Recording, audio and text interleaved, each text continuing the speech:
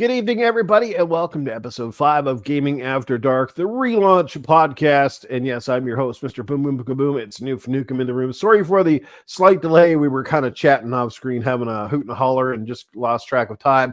But we're going to try to respect your time tonight and try to keep this on point. We only got a couple of topics, but I think they're definitely going to be some damn good ones for tonight. Once again, happy election day south of the border. United States of America. I know it's a big day for a lot of people. People are watching closely. I mean, how the country's going to be run for the next 4 years. I mean, it's up for debate. Again, I'll keep my political stuff to myself. I mean, I'm up here in Canada, and all I'm going to say about that is, look, I want, whoever wins, I just hope that they do the best for America and do the best for the public of America.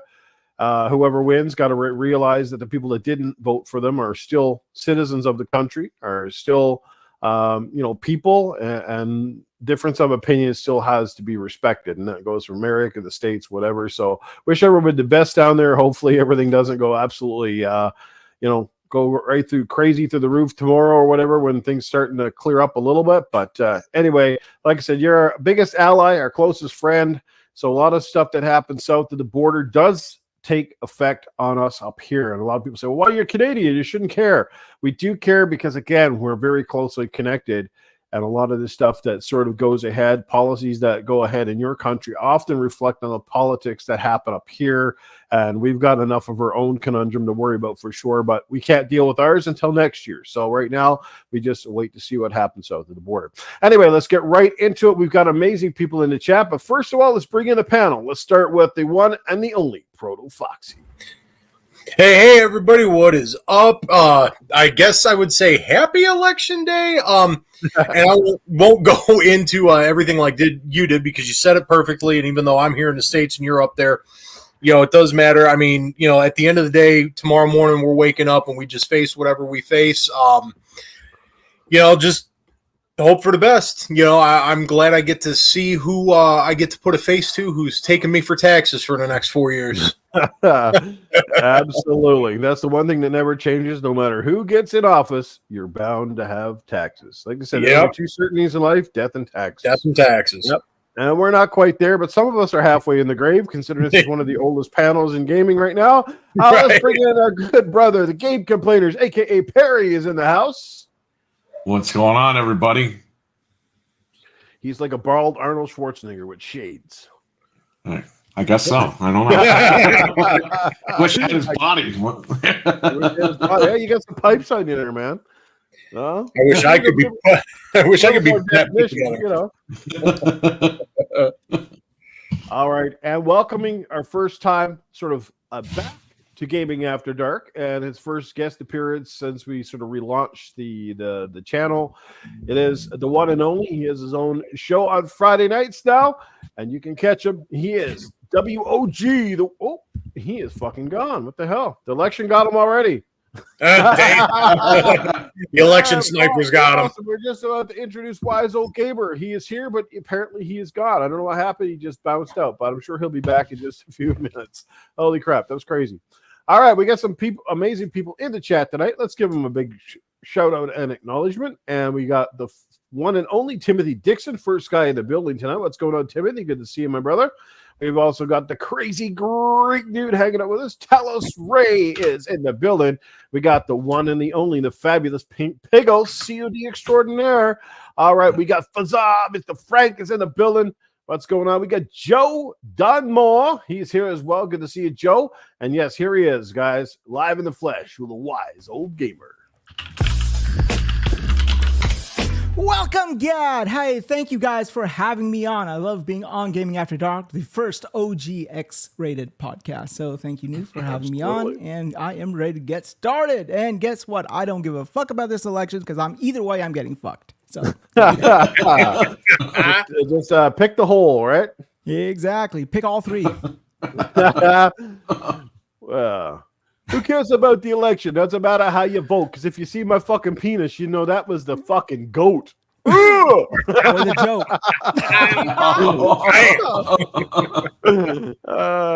There you go. Gaming After Dark, people, if we didn't warn you in the fact before, yes, this is an R-rated podcast. Anything goes. And that's why Wize Old Gamer fits in so well here because, yes, he's got a very similar sense of humor to me. So, all right, we got a Nate in the building. What's going on, Nate? Good to see you, brother. Yeah, so let's get into the first topic of the evening. Let's jump right into it, and that is Call of Duty. I know the game's been out for about a couple of weeks now, and the thing is setting massive records. It's one of the biggest COD launches in the history of the franchise, which begs the question, is there anything out there that can stop the juggernaut that is COD? I mean, after all these years, you'd think some company would have basically borrowed the recipe for success or even blatantly copied it, but it hasn't been the fact. Like, nothing out there, as good as it's been, has really come close to touching Call of Duty. Maybe outside of maybe Counter-Strike over on the PC side of things, which seems to be a never-ending success story with that game. It's been out for decades and still has a massive following. But I mean, you know, at the same time, at least Call of Duty innovates and upgrades where like people are literally playing the same fucking Counter-Strike for decades. You know, you think you'd be kind of tired of the same old graphics engine and the same old maps, but Call of Duty, you know, say what you like about it, love it or hate the franchise. It is a juggernaut. It's a massive seller. It sells into billions. It's a huge get for Microsoft having them under their window because now, boy, like, you know, they're going to be reaping the benefits of this tenfold. You know, they're pretty much soon have all the marketing kind of stuff as well. So, you know, but, you know, they're not they could have played hardball. And they could have taken this game away from the hands of PlayStation if they really wanted to go that hard. Of course, we know that they had to fight the FTC and all that sort of stuff, and there were certain things that they had to live up to in order to keep this deal afloat. But anyway, guys, Call of Duty, it's an amazing game. I've been playing it with some of you guys on this panel, including Perry and Pink Piggles and Frank. We've been having a blast, whether it's playing the bots or going in and getting our asses kicked in some of the live lobbies with all the sweaties. It's been a blast. It's a great time. We urge you to come in. And like I said, even if you're joining, like I said, myself and the Game Complainers and you're playing the bots, that's a ton of fun too. Like it's, you know, at least you can kind of relax a little bit. You don't have to worry about the cheapskates and stuff, but it's a lot of fun. We got Easy Thunder in the chat. We got Fun Speculation in the building. Stevie Mac is here as well. Some great people. Fun Speculation is going to be on this show at some point in the near future. Got to get Mab back on. It's been a long time. But anyway, guys, how do you feel about it here? We will start with Perry because, like I said, we've been playing together, him and I, and Frank and Pink Piggles and a few other people, and maybe joining the mag there for a couple of games the other night. That was absolutely hilarious. Yeah. What can stop Call of Duty at this point? Like Call of Duty could literally make the shittiest game on the planet and still sell 1 billion copies, right? Like, so how do you beat this game? Why do you think nobody's even copied the formula?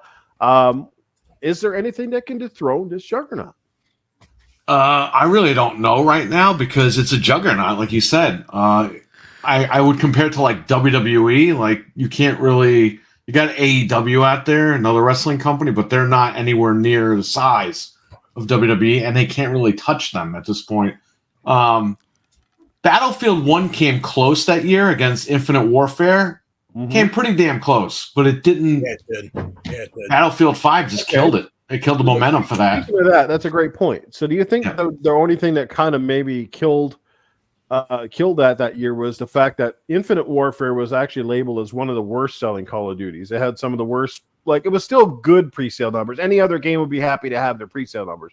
But comparatively, they said that was one of the ones where the numbers were down. People weren't really jiving with the futuristic aspect of the game. And I'm talking about Infinite Warfare, the one that had Kit Harington. And you said it went up against Battlefield 1. So do you think that year if EA had the forefront to make it a more of a modern warfare game, it could have thrown it? Because I think people go back to World War I were like, what the fuck? Yeah. They totally could have done it because the whole point with Infinite Warfare was a lot of people just didn't like the double jumping while you're like playing the game and stuff like that. Right. They didn't want anything to do with outer space or any of that stuff. And when they brought it back to World War I, it took a while, and then they got to where they are now with these games with what was it like? Was Advanced Warfare before or after? I think it was before. But nonetheless, they got to where they need to be right now. And Black Ops 6 is lighting everything on fire, literally. So I don't think anybody could touch it. I'll be honest with you. If Sony wants to compete or try to compete, you bring back SOCOM. But again, that's years. Like, you got to like build that game back up. You got to get a new audience for that. I think Call of Duty it's untouchable right now. It's going to be like that for a while. Do you think one of the reasons that Call of Duty has been massively successful? I mean, obviously, like once it gets a certain reputation, it becomes that I must have game every year, right? But you think that because it's out every year, that it would have grown a little bit stagnant by now. People be like, yeah, I really don't feel like buying this version or that, or maybe I'll skip one or two. But it hasn't really been the case. It's almost like the sports games. It's an annual tradition. People will wait for the next copy, and and I guess, like I said, the one thing that Call of Duty's always had that other shooters have, like 5 minutes into any Call of Duty game, and it basically feels like you're right at home. Like, right. It always has that similar feel. It has very similar speed. Yeah, they changed some of the weapons. They mixed with some of the perk sets and a few things. There's always these little tinkerings they do, but largely the games kind of remain the same, but yet they're still very different. Is that kind of the success? I think that's a success, and you have 2 or 3 studios working on rotating the game around. So I mean, if one's less popular than the other, you got the other studio coming out with a newer game. So I think it's, even though they're crapping them out every year, again, these teams are working on these games for quite a few years. I think this game was worked on for 4 years? Something like that. Honestly, 3 or 4 or something like that. Yeah, each studio, because they're doing multiple studios, at least for we got one person handling the campaign, somebody doing multiplayer, and they're going back and forth. And they're actually giving each studio a little wiggle room of 3 to 4 years essentially to come up with the next game. I think the exception to the rule was Modern Warfare 3, because we weren't expecting that when it came out. It came out back after Modern Warfare originally, right? It was kind of we were like, what the hell's going on? Like Modern Warfare 2 came out, and we were kind of like, should be a couple of years before we see Modern Warfare 3, and then Modern Warfare 3 came out. And I think that was Bobby Kotick just getting his final bonus check. Let's just make this a full game. I'll get my money, and I'll get out of here. I think that's what I think. Get my bag, and then I'm hitting the road. Yeah, that's what it seemed like to me. Yeah, literally a cash grab. So, I'll head over to Proto. Proto, I mean, obviously Battlefield has synonymously been sort of the competitor, the big competitor from a big publisher that also has a pretty large following. Now, I don't know with you guys, do anybody on this panel, do you play both? Do you enjoy both? Because I personally do like both games, but I like them for different reasons. I will say I think the biggest thing I find when playing Battlefield versus Call of Duty is Call of Duty allows you a little bit more room to sort of run solo or be a little bit of a lone wolf, where I think in Battlefield that shit doesn't work for you. It's the way the health system is designed. It's also the way the ammo system's designed. It really kind of forces you to be more team-centric in a lot of the modes. If you're not spotting people, if you're not playing the map strategically, it can be a hellhole, where Call of Duty is smaller maps, faster gameplay, that sort of thing. Do you think that's kind of what sets them apart? But maybe it's the little more lean on the realism side of Battlefield that turns people off, Proto? I'm not sure, and it's funny because as Perry was going on what he was talking about, and he made so many good points that I'm just going to reiterate. But to go into your question about do I play both Battlefield and COD? Yes, I do. I like that, and like you, I like them both for different reasons. And the reasons you pointed out, where it's like with Battlefield, especially like you said, you have to be more strategic. You're more leaning on a squad. Even if you're playing through the campaign, it seems to be a bit more, it leans more into more strategic gameplay, where COD is the big, I guess the analogy I could go into maybe like, let's say, and people can light me up in the chat, and they're probably gonna, I don't give a shit. But Battlefield to me is like, Battlefield, comparing those two, Battlefield and COD, to me is like a Michael Crichton book or film, and then a Michael Bay film, right? Because COD is your big set pieces, your huge action spots, big explosions. So I'm not saying any of that's not fun, because that's fun. I have a blast with them, and I'll go further into it here and there, because everybody made a whole bunch of great points. And I'm like, okay, this I got this, and I got that. And like with again, Battlefield does have those set pieces, but it just seems like it's a bit more methodical. It's like with COD, you're going point to point. It's like point A, boom. You've got your you've got your what's the word I'm looking for? Confrontation or whatever, right? It's like you're God damn it, I can't think of the horde, almost like a horde kind of thing, right? You go into one section and you got your grouping, your horde, you take them down, you're moving on to the next set piece, but it's fast, like you said, boom, boom, boom. With Battlefield, it feels like it's a bit more drawn out. And when you brought up, and it was real interesting, because I love Battlefield 1. That's probably my favorite Battlefield. A lot of people say Bad Company 2, and I'm not going to fault you for it. It's an excellent fucking game, But I love Battlefield 1, and the reason why maybe like it seemed like it was going to shift back then, because Infinite Warfare was on, and I loved Infinite Warfare. I'm probably one of those weird outliers, but then again, to me, it felt a lot like Halo Reach.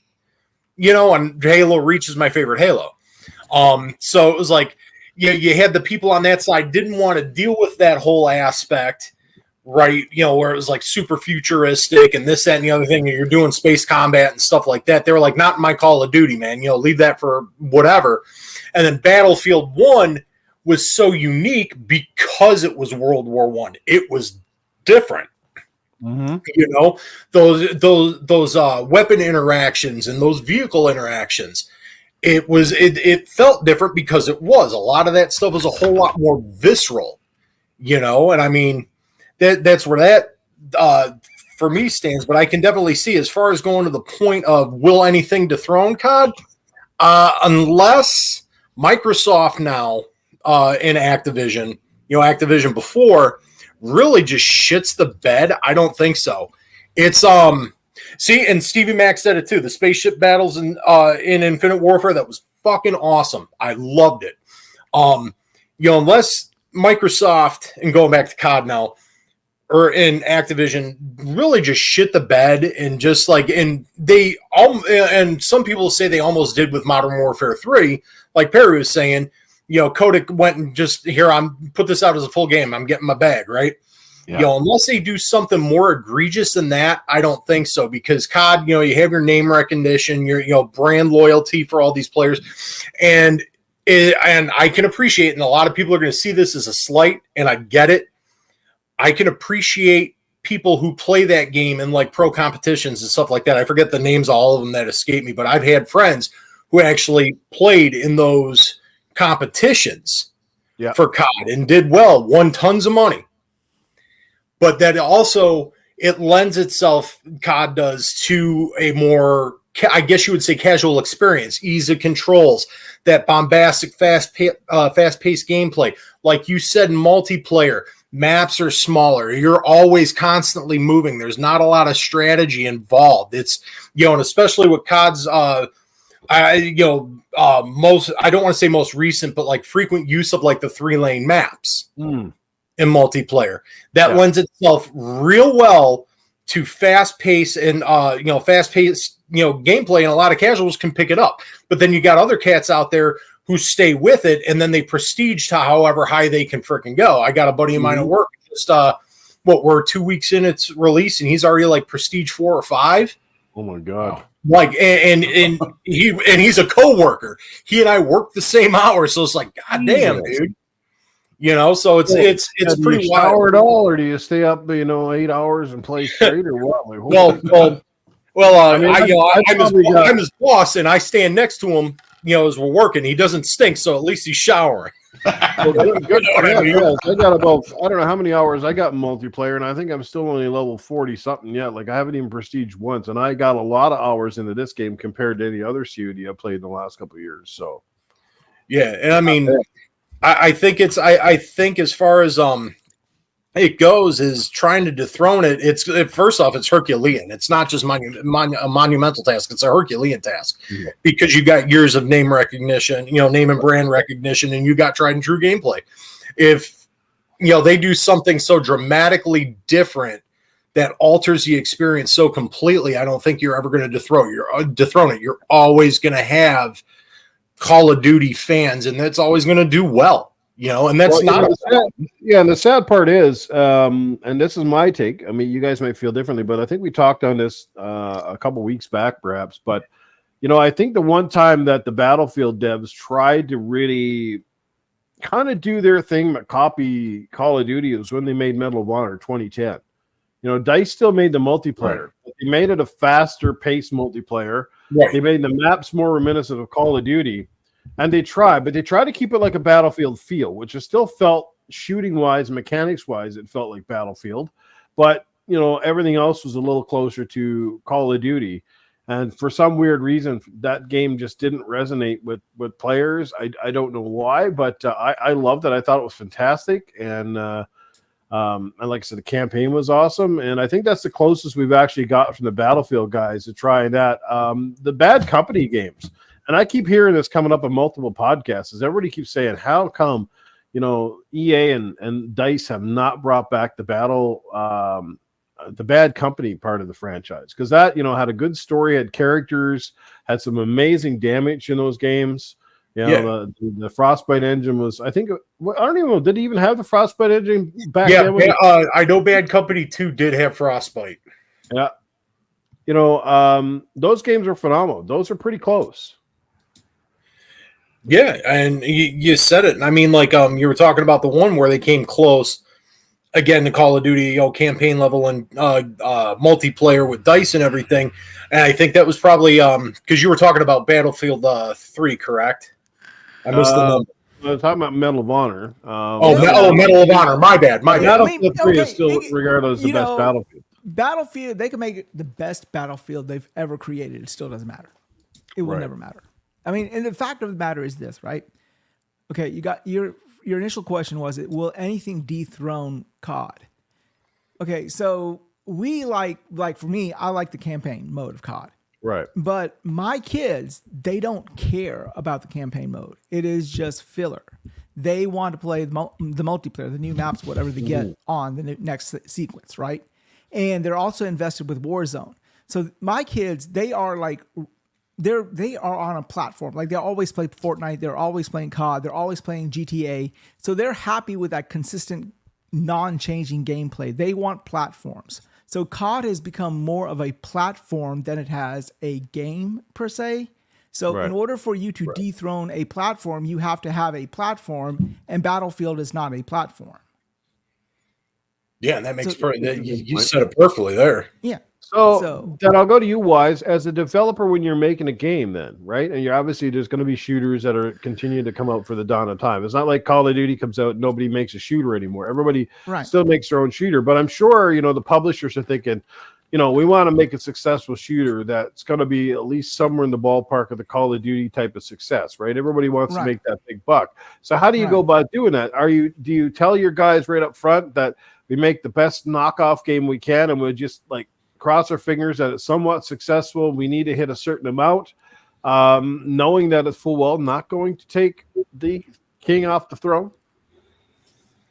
Well, you got to try, right? Because the funny thing is this, right? Anything that has gone successful has never really been planned out to go that successful. If you want to say that, if you think about it, right? Fortnite is what it is now because of PUBG. PUBG grew, but then Fortnite took it and ran. And Fortnite was never supposed to even be what it was right now, right? It was supposed to be some sort of survival mode thing. Mm-hmm. So you can't predict the things that become successful. COD has become successful, and it has grown to this type of extent.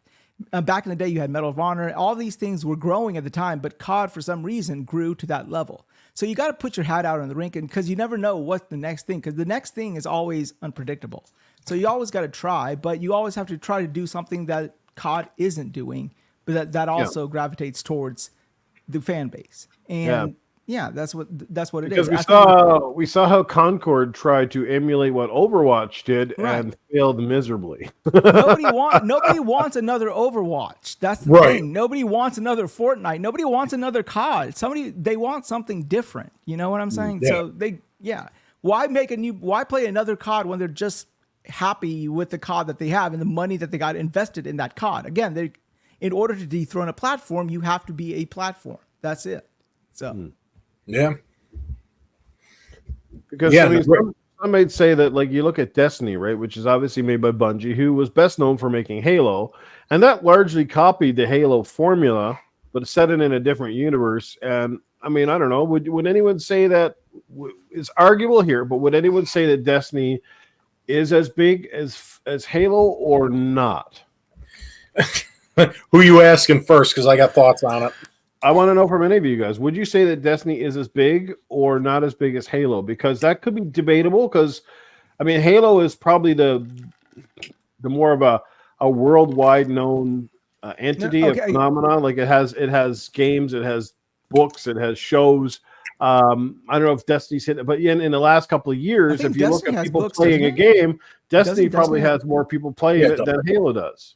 Doesn't Destiny have books? I believe it does, yes. Probably do now, yeah. You know, books and toys. Like when you've gotten to the point where you have merchandise of that level, you're long surpassed just being a game. You are now, you're now in a sort of that level of phenomenon. You're now in that sort of level of pop culture, right?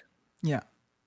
Like Sonic the Hedgehog and Mario are not just games anymore. They're toys, they're movies, they're games, they're everything. Like they're pajama pants, or underwear, or fuck, your women's birth control pills might have Sonic on them. Who the fuck knows? Sonic condoms. You'll come and go. Sonic condoms. Halo did have condoms. Halo did have condoms. Halo famously had condoms. No, so did Fallout. Fallout had condoms too. Yeah. Yes, they did. And it glowed, and it was glow in the dark. Don't ask how I know. Don't ask how I know. That's all I gotta say. I missed out on getting those. I was trying to get some. That would be a fucking collector's item. So Wize Old Gamer still got one sitting by his bed with an old load of dried up jizz in it. I flash my light on it every night just to see it glow. Well, it's on my wife's vibrator, so That's why I said you flash your light on it. When you get old, your eyes get older and weaker. You need visual assistance, as you will, right? Oh my god! She turns the light off and it glows. That's so she knows exactly. Oh, it's on the desk. There it is. Titanfall is one of the best fucking games that have come out in the last few years. That should be a lot bigger than it is. It's kind of sad because essentially was it Apex Legends kind of took off and became what Titanfall should have been. And I still say that Titanfall is a better game all day, every day. I'd rather play Titanfall than fucking Apex, even though they have very. How can you predict it though? Well, what I'm saying is this. That's my point. Can you predict any of that? No, I don't know. I guess it's just you got to hit at the right time, and you never really know when the right time is. Like PUBG had its moment in the spotlight, but then Fortnite took it one step further by making it more accessible to everybody. Whereas PUBG was one of those games you really had to pump the time into, or you weren't going to do very well at it. Well, I mean, you talk about how to dethrone COD, right? Remember back before Final Fantasy 14, the big MMO was World of Warcraft. Yeah. Do you remember the big MMO that was before that? EverQuest, right? Yeah. Mm-hmm. So that's what you do. You take something, you say, okay, yeah, I want to do something like this, but you iterate. You do something a little bit different, a little bit better, and a little bit more. Just a little. You approach it with a different aspect. And it takes off. That's what I'm saying.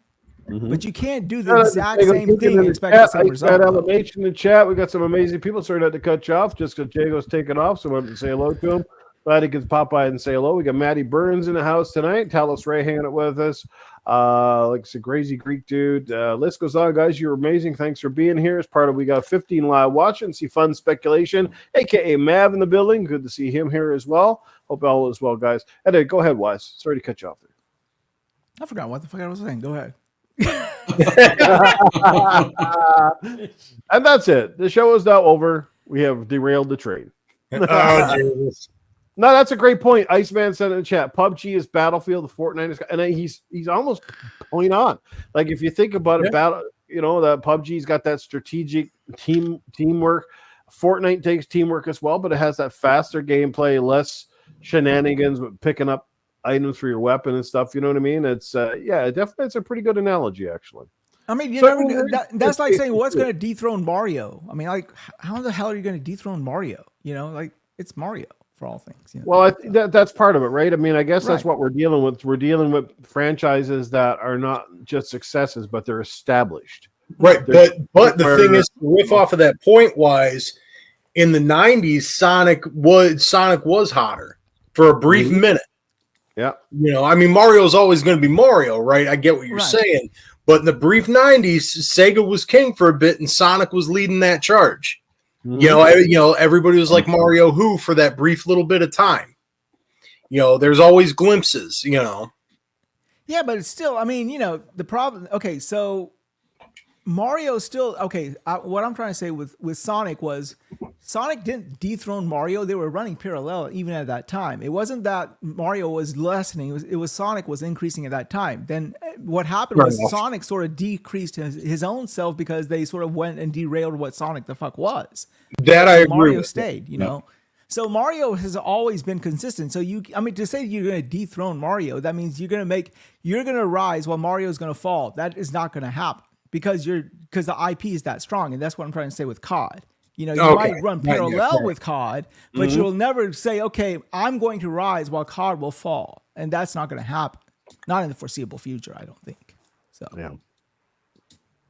Yeah, fair point. Great point from everybody on the panel, man. Like, COD is just a juggernaut, and unless like COD is on cruise control, right? The only way they can kind of lose is if they loyally fuck things up really bad to the point where, you know, they piss off fans and they don't go back. And I didn't know how that would happen. I mean, basically they stick to the tried and true formula.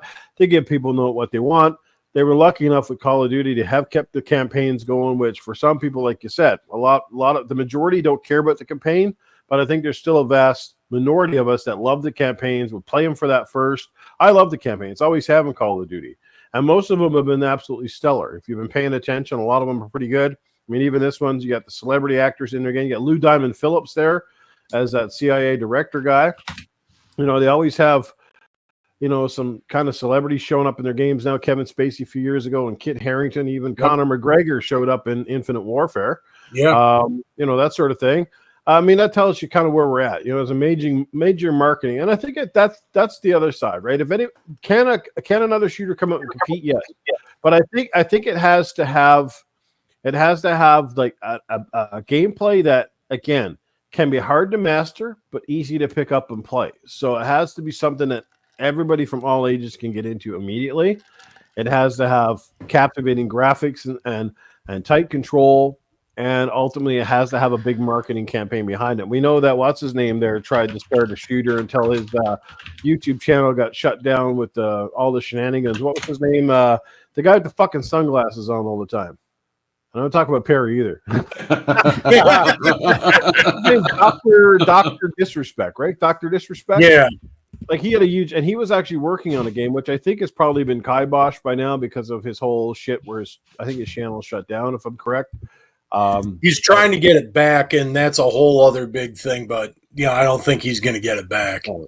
But I mean, a guy like that might have had a chance if he had a solid game. And I mean, he bases claim to fame largely by playing games like Call of Duty. So I would think he would know a few things about an actual, shooter, right? And what would take to make a popular shooter. So it's kind of sad that all this had to happen right when this was getting close to fruition. But I mean, it is what it is. And but that might have, because he would have had the major name behind it. He would have had the marketing, right? The push. And we all know that social media now drives products bigger than anything ever in the history of product management. You know, I can tell you that firsthand. Like it's the kids, what the kids are watching, right? It's why is Fortnite so big? Why are Minecraft so big? Why are any of those games so big? Because the kids go to school and they talk about it all day long, and they look at it on their phones, and then they fucking tell their friends, and their friends tell their friends, and their friends need to have that game, and have this console, and have this controller, and have those fucking underwear. Okay, Noof. Why is Mario so big? Why is Zelda so big? Why is all that crap because so big? Because when we were kids, we went to the cafeterias, and when we went to recess, and we talked about those games, because those were the games of our time. Yeah, right, exactly. So, used to bring the Mario World instruction manual with me at school. Exactly. Yeah. Fuck it. Did you bomb this? Did you try this? What did you do here? And this Very how did the fuck did you get the right ring? Bro, that's water right there. The Lysol. Shit, Lysol. dude, man. Like, what? You got a dialysis machine strapped to your back or some shit like that? Man, what the fuck, man? That's a He's lot. just cleaning them out. He's just cleaning them out. That's all he Good. needs it for. He's rotor-rootering that shit, man. He's got the 4 liters of fucking water. He's got his fucking catheter bag on there right now. Shit, you don't need a fire hydrant, man. When you're around, dude, don't you do that shit? They just talk your ass. You're just Who are they gonna call? shit, the fire hydrant. We have no fire hydrant. Bring him all along. Shit. They call you camel in the Middle East. I'm sorry. Gotta get 2 humps there somewhere. Exactly. 1 hump or 2. Or 2. Oh, Damn. No, but you raise a good point. Yeah, we were always talking about games back in the day. The difference was we didn't have all our shit on cell phones. We had to bring our latest edition of EGM or Game Pro to school, right? Hey, this is the man, you brought up EGM. Oh, of course. Hey, sir, by the way, Sir X-Men, at least I can get something up. When was the last time you got anything up, motherfucker? Damn. Shots fired! Yeah. What's going on, Sir X-Men? Good to see you, brother. Oh, shit, man. Awesome. See, this is amazing conversation out of something that's a simple topic, but it's amazing. Yeah, I mean, I don't know. I don't have the definitive answer. And apparently a lot of other game companies, despite all their talent, doesn't have the definitive answer either. Now, I can tell you that if EA and Vince Zampella, and they market the next Titanfall properly, if they make it, and please, dear God, make Titanfall 3. If you do it properly, it has the ability, and it's funny because, you know, Apex Legends Springfall off of Titanfall. And most of the kids actually, remember when Apex started getting popular, there were kids going back and checking out Titanfall because they knew it was from the makers of Titanfall. They're like, what's this Titanfall fucking game?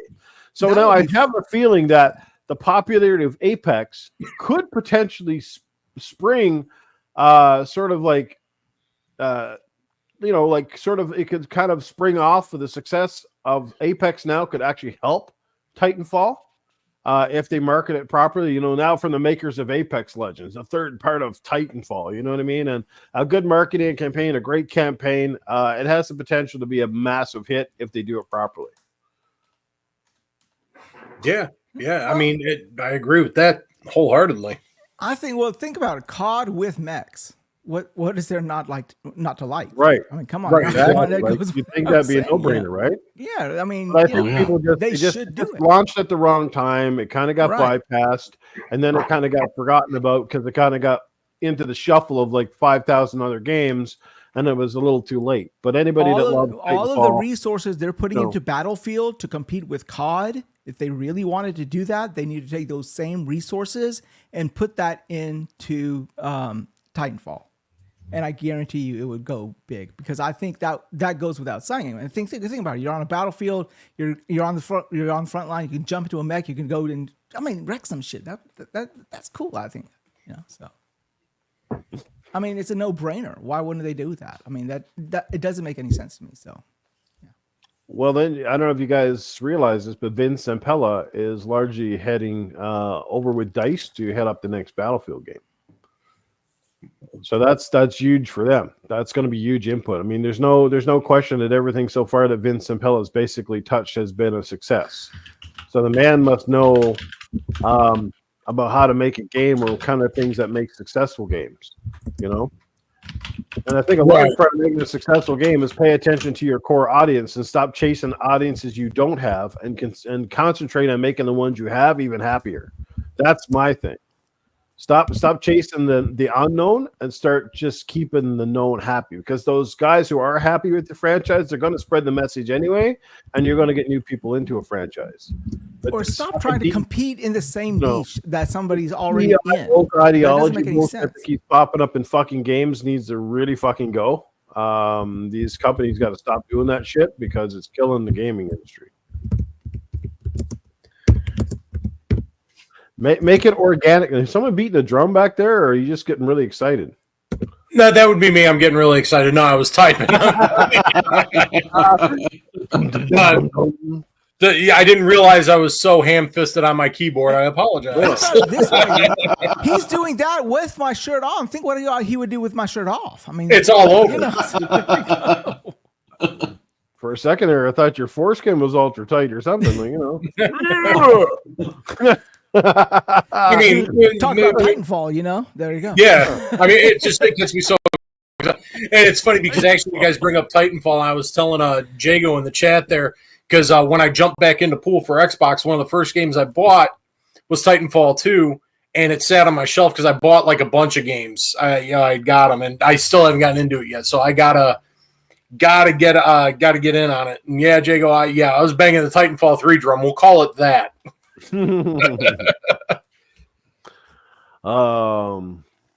So then, before we end it, let's end on a side note. So your favorite Call of Duty game up to this point, what was the three-part question. What was the first Call of Duty game that you played or remember really enjoying? What is your favorite Call of Duty game overall? And what's your favorite Battlefield game? We'll start with Wize and work our way down the panel. So what was the first game you remember playing, first of all? It doesn't have to be your favorite one, but what was the first one that got you into it? Well, actually, my first one was the original Modern Warfare. And so Call of Duty 4 then. Yeah, well, I don't remember the numbers, but yeah. It was Call of Duty 4 Modern Warfare. That's what it was originally called. And to be honest with you, to this day, I guess because it was my first, you always have fond memories of your first, right? So there you go. That's what I would still say. That is my gold standard. I guess I'm looking at it through, nostalgic glasses, but to this day, I still think Call of Duty. Did you like the remake version of it? Yeah, I did, but it still didn't give me the original feels I got from the first one. I mean, it was just the era, just the time. I just think that, when you experience it for the first time, it's not the same when you experience it all over again. It's just, you know what's going to happen. It's predictable. You lose a little something. So you just have a fond memory for that one. So that will still be my first. Yeah, to this day. And it always will be. Now, Black Ops 6 is a really good one, but there's still... Okay. You still remember your first. So your first one was Call of Duty 4, and that's still your favorite as well. Yes. Okay. Battlefield? I don't really care for Battlefield, so I didn't really play much of it. So it's a pass for me. So I don't really have a horse in the race for Battlefield. So. Okay, cool. Mm-hmm. Why did you say start with Wize and work your way down? And see what? I don't know. Like, see how far the bottom of the barrel gets. If you see anything, let me know about it because I ain't seen anything. Yeah, I'm not sure what you're picking up, what you're laying down there, Joe. But okay. After something goes missing for 24 days, it's clinically considered dead, isn't it? Yeah. After something goes missing for 30 days, isn't it considered dead? So there you go. Christ. Yeah. My penis must be on life support then. Get the paddles. Hey, wife, can you give me a blowjob? It's called resuscitation. It's important. It's for medical reasons. It's for medical reasons. Oh shit! Yeah, it's hard to research medical things you can't see. Sorry. We build it. We have the powers. Then he becomes the $6 million penis. Oh man. Let's go over to Game Complainerz. Perry, yourself. First Call of Duty you remember sort of getting into the franchise with, your favorite one, and then your favorite Battlefield. I got 2 on 360 when it came out because the 360 was brand new. I think it came out like a month after the console. Yeah. Picked it up, enjoyed it. But I do remember when I worked at CompUSA, when the first one came out on PC, because it was only on PC at the time. Yep.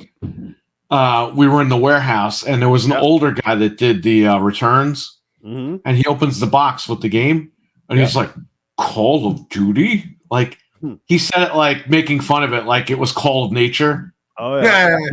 Going to the bathroom, and he was like, no one's going to buy this crap. And here we are, 20 years later. We're still talking about it. That was a funny story, though. My favorite would probably be Modern Warfare 2 storyline, the original Modern Warfare 2. Yep. Because you got really pissed off at the end of that game. Mm-hmm. And then I think the best one, or a Battlefield-wise, Battlefield 1 for me, I guess. I played Battlefield, but I never really got into it. Right. As much as Call of Duty, but I would say Battlefield 1 I played a lot of, so I would say Battlefield 1's probably my favorite Battlefield. Nice. Well, I like the picks. Battlefield 1, that's interesting. Yeah, you and Proto really digging that one. Proto, speaking of yourself, first Call of Duty that got you going, what's your favorite Battlefield? All right. Well, the first COD that I played was the original on PC. A buddy of mine had it when it had come out, checked it out, thought it was okay. So I'm showing my age because it was right around the time it released. As far as favorite Call of Duties, it's going to be close. I got two, and they're like a tie for me. World at War, and then the Black Ops before this one, so Cold War. And I'll explain why. World at War, because I had at that point, you had Modern Warfare 2, or not Modern Warfare 2, but Modern Warfare, and you had all the other World War II ones. But a buddy of mine was telling me about this mode that you unlocked after you beat World at War called Zombies, and that was it. I was hooked. I went through that campaign. I love the campaign. World at War campaign. World at War's campaign is probably, in my opinion, one of the best, just because of its tone and its narrative and how dark it was. And I'm a World War II buff anyway. Both my grandfathers fought. So I've done a lot of researching over the years and stuff like that just because it fascinates me. And just how it hit that tone in World at War was just awesome. And the soundtrack couldn't be beat, man. It was just every beat for beat. And World at War was just amazing.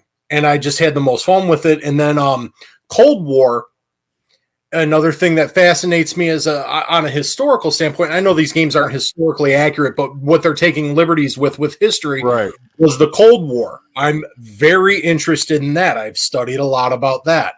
So I'm just like, okay, so the whole kind of espionage of things in the background, and I'm not going to, well, I am going to give away spoilers at this point, because if you haven't played the game and it was 6-8 years ago now, then you're a little late to the party.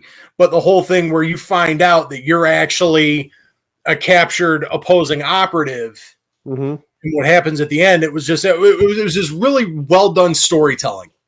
I love that campaign. The take on its zombies was interesting. I enjoyed it. I don't think it was still as good as the early zombies modes, but it was still fun and still had a good time with it. But I really loved Cold War. I just, the narrative especially. And as far as Battlefield goes, again, because Perry said it and I had said it earlier, I love Battlefield 1 because, again, it was so different. It was World War I. You don't get stuff on it, so that was really cool. And the fact that you opened up playing as, and every time you died, you switched to a different soldier, but you were the Harlem Hellfighters. Yep. So that was just a real cool piece that was thrown in there. And with that one, too, it's also twofold because I also really love Bad Company 2. So it's like those both are up there for me. And it's just Bad Company 2, I just had, again, characters and narrative was fun. And I just had a lot of fun with that. And a lot of my buddies were playing it. I just got a lot of fun memories of it. Great picks. Yeah. So just to recap, your favorite Battlefield? Either 1 or Bad Company 2. Right. Yes, Bad Company 2 was awesome. Amazing campaign, and like I said, pretty good multiplayer too. Yeah.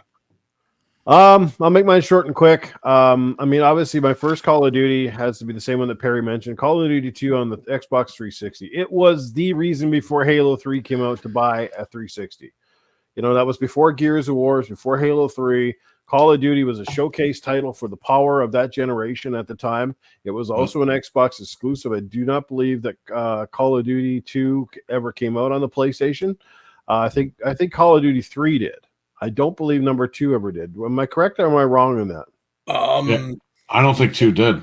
I don't think 2 ever did. I think it was exclusive, and then 3 did finally come out on the PlayStation 3. I think with Call of Duty 2, I think you got a couple of side story ports on the PlayStation 2. I may be mistaken. That might be the first one, but I know they did a couple of like almost side story ports. Yeah, there was those there was that one that was at the GameCube, the Call of Duty Big Red one, and there was Call of Duty something else. I think there was a couple of those games, but as far as the original Call of Duty 2, I do believe it was just on 360. Right. Yeah, I think that's accurate. Game, I spent how many hours playing that game? I thought the multiplayer was dynamite. Me and my buddies would have LAN parties on that. So when LAN parties were still fairly popular, we had four screens set up. Oh man, I miss LAN parties. And those maps, man, were just gold. And it was all about, there was no perks, there was no kill streaks, there was no bullshit. It was just, you had a gun, and it was how fast you could aim and how fast you could reload. And if you're cross-eyed as fuck, you didn't do as well. And if you're pretty good, yeah, because all the guns are pretty much, you know, outside of a few, like, I mean, most of them were bolt action and stuff like that. The Car 98 was an absolute beast. If you got good at that fucking thing, yeah, you could just own people. But again, if you missed, you had that long reload segment and stuff like that. But anyway, those games were amazing. I'll never forget that campaign. But as far as my favorite one, I'm going to say Call of Duty 4 Modern Warfare, the same as Wize. And I think it's because at the time it was like no other shooter. It was the first modern warfare style Call of Duty, you know, going from World War weapons to, you know, modern day machine guns. I like the pacing of that game. I like the campaign. I mean, everybody remembers, you know, that ghillie suit mission of crawling through that friggin' grass. Yep, all ghillied up. Oh yeah, so good. Just the whole game. I mean, you're on the, you start out and you're on like the submarine or whatever, the ship, and you know the lightning's going off around you, you know, and then you get in the ghillied suit, and then there was, you know, in the desert, there's just so many cool like things in that game. And it was when you got to meet Soap McTavish and all those guys, those characters, and it took on a life its own. And the Modern Warfare 2 was amazing. 3 was good. And graphically, nothing was touching it at that time. Nothing was touching it at that time. So it was like almost a surreal experience. Yeah, the realism on that game was wild. And like I said, and I liked it because it was still pure. I mean, in the fact, like, yeah, that was the first Call of Duty to introduce the kill streak. But the kill streaks then weren't elaborate. It didn't take you fucking 40 kills to get something cool. I think it was like a UAV, and then you had like a helicopter and something else. You know, it was 3 or 4. And they, you know, they weren't used to a super extent, you know, like, yeah, if you use them smartly, you could help win the battles. But like, I thought it was done well. And then it started to get a little more elaborate and a little more silly as every Call of Duty went along. Everybody knows Modern Warfare 2. Everybody went nuts when they got the nukes, right? Yeah. And that was a hard one to get. When you got a nuclear missile going off, that was wild. So yeah, that was my favorite campaign. You know, of the Black Ops games, this new one is quite good. And again, much like you, Proto, I really loved like the last COD before this Black Ops 6 that I really enjoyed was Cold War. I love that campaign. I thought it was dynamite. I love that era too, you know, because I grew up during the 80s and I remember all that stuff with, you know, the United States and Russia and Ronald Reagan, you know, at the time, and Gorbachev. And I remember those iconic images, and some of that stuff is still prevalent inside of this game. Oh, yeah. Just CIA operations and stuff, and that Vietnam shit, that was fucking wild in that game. Oh, yeah. For sure. You don't see that very often. Garbage, tear down this wall. Yeah. But an honorable mention again, it's not Battlefield or a COD, but the best campaign outside of Modern Warfare that I played was Medal of Honor 2010. That campaign in Afghanistan was unlike anything I've ever played. It had realism, it had spunk, it had real operators, real stories. One of the last missions when you're in the mountains and it's hard to see all those guys, and the big swarm of Taliban are coming after you. Like, shit, man. Man.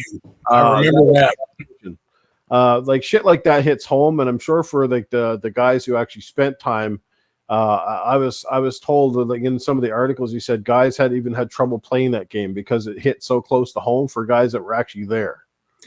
I can attest to that because in my previous marriage, my brother-in-law then, he actually served, and he couldn't. Like I'd say, hey, man, I got this. I got the new Medal of Honor. Come check this out. I want to say he maybe made it 45 minutes in. He had to walk out of the room. I'm like, what's going on? And he's like, I can't watch this. I lived it. Well, I mean, you know, you say about with these guys who actually went to war, but what about famously, and sort of feeding into your next topic, Noof? No Russian.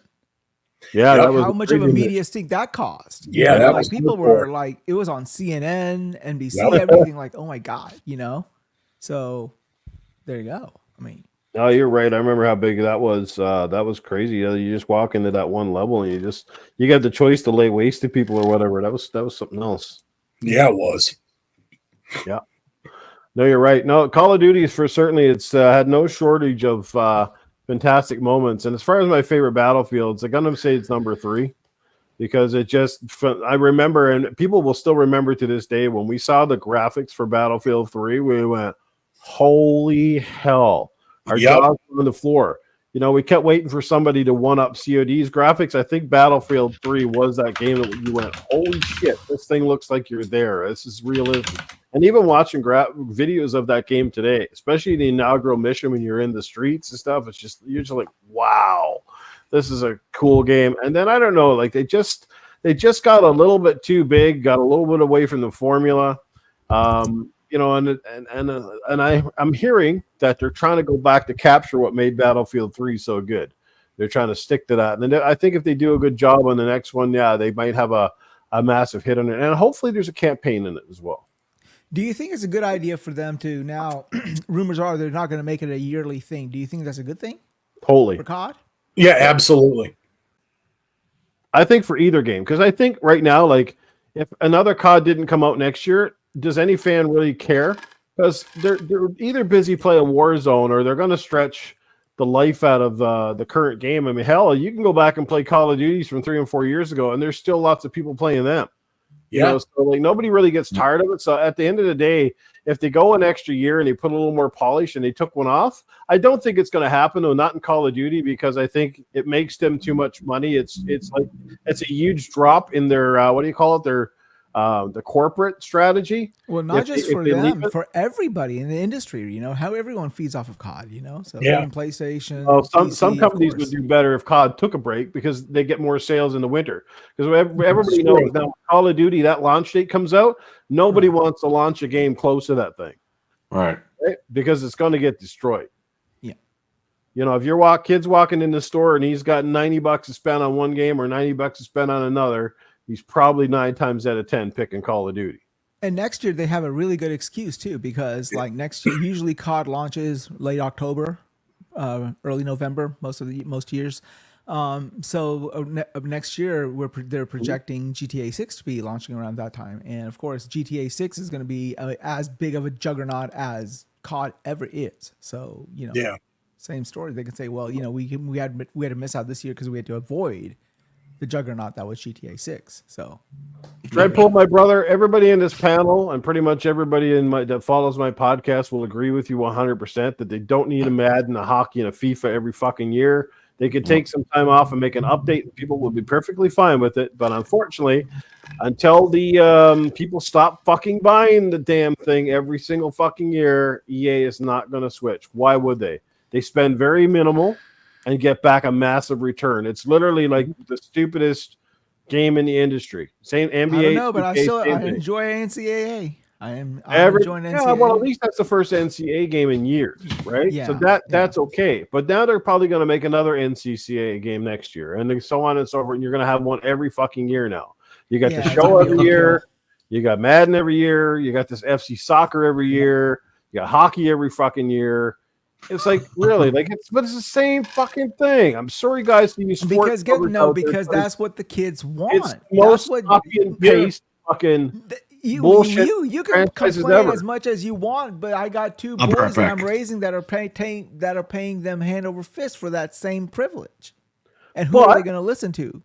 But wouldn't your kids be just as happy if they just made Madden and then they gave you an update? And that's all you had to pay for. Yes, I'm going to pay for they will be just as happy. $20. $20. They will be just as happy.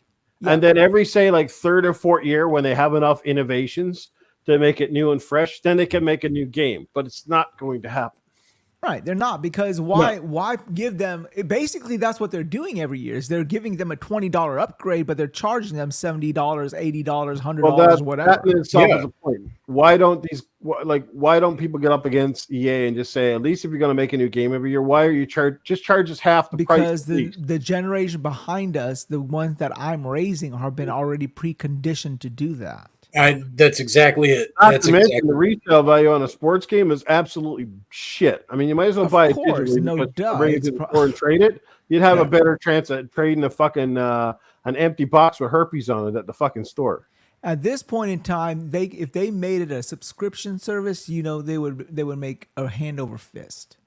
They should make it a freaking subscription service because it almost is. 100% agree. Yeah, Yeah. they should, but they won't. I guess that's the sad part. And then you feel bad about these developers that go out and spend like 150, 200 million making a game, and they put their heart and soul into it, and it comes out and it fucking flops, and then they got to sit there and watch like, oh well, this developer gets to do a rinse and repeat. They just fucking add an update, some new players in, and the thing keeps them employed.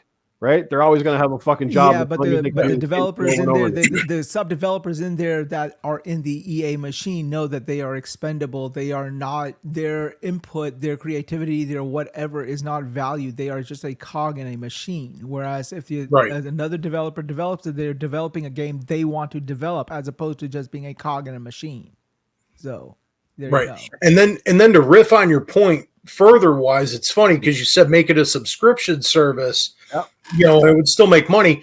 You're already there at that point. At this point, you're buying the disc or you're downloading the game, and that's your key to the next season because also and support on the previous games.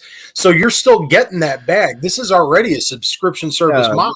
That's what I'm saying. That it already is. They might as well make it one officially instead of just saying, okay, it's a new game, $100 every year, as opposed to say, shit, pay us $15 a month, and it's a subscription service. Period.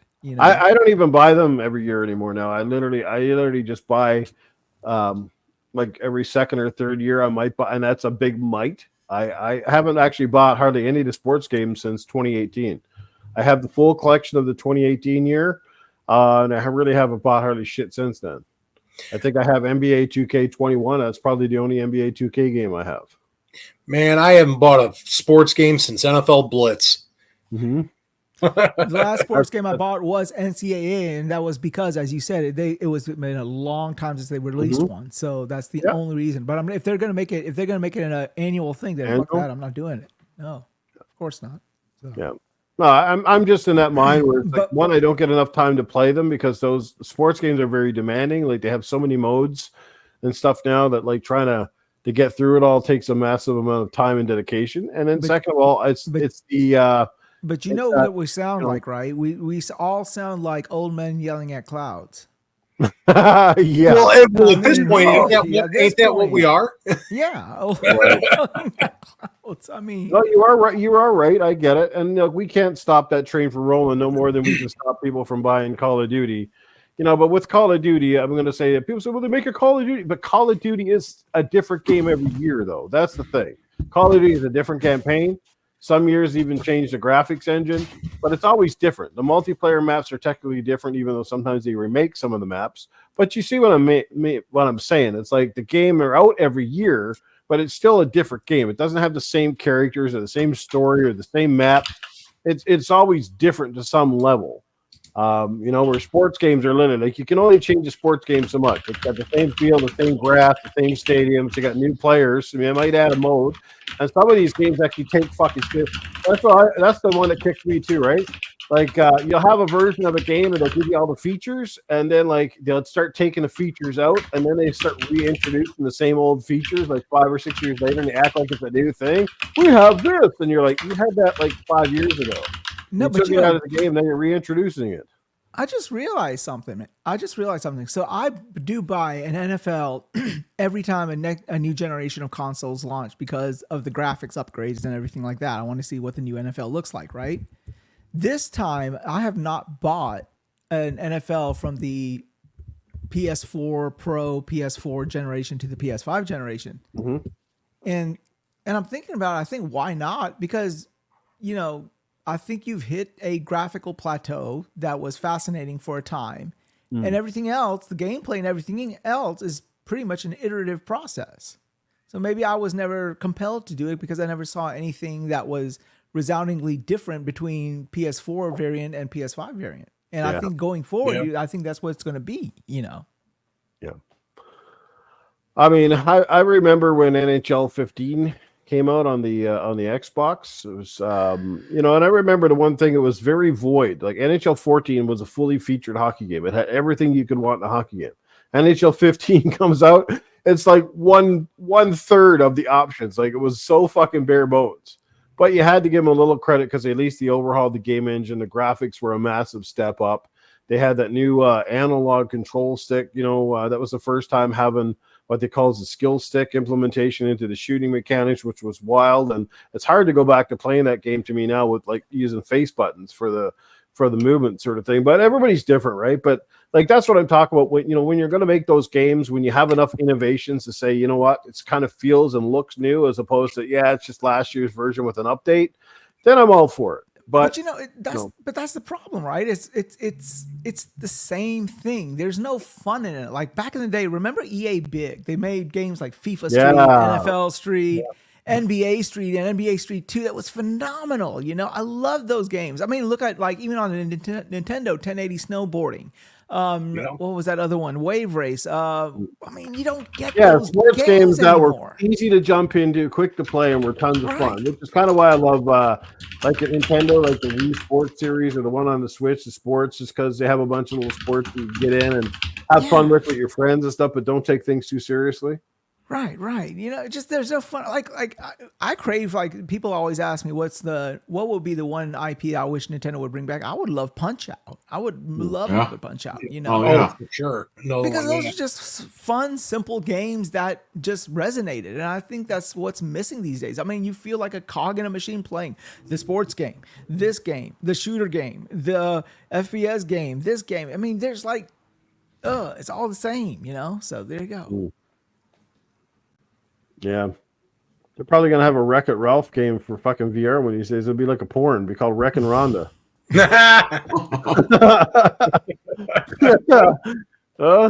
Just like fix it? Yes, we can.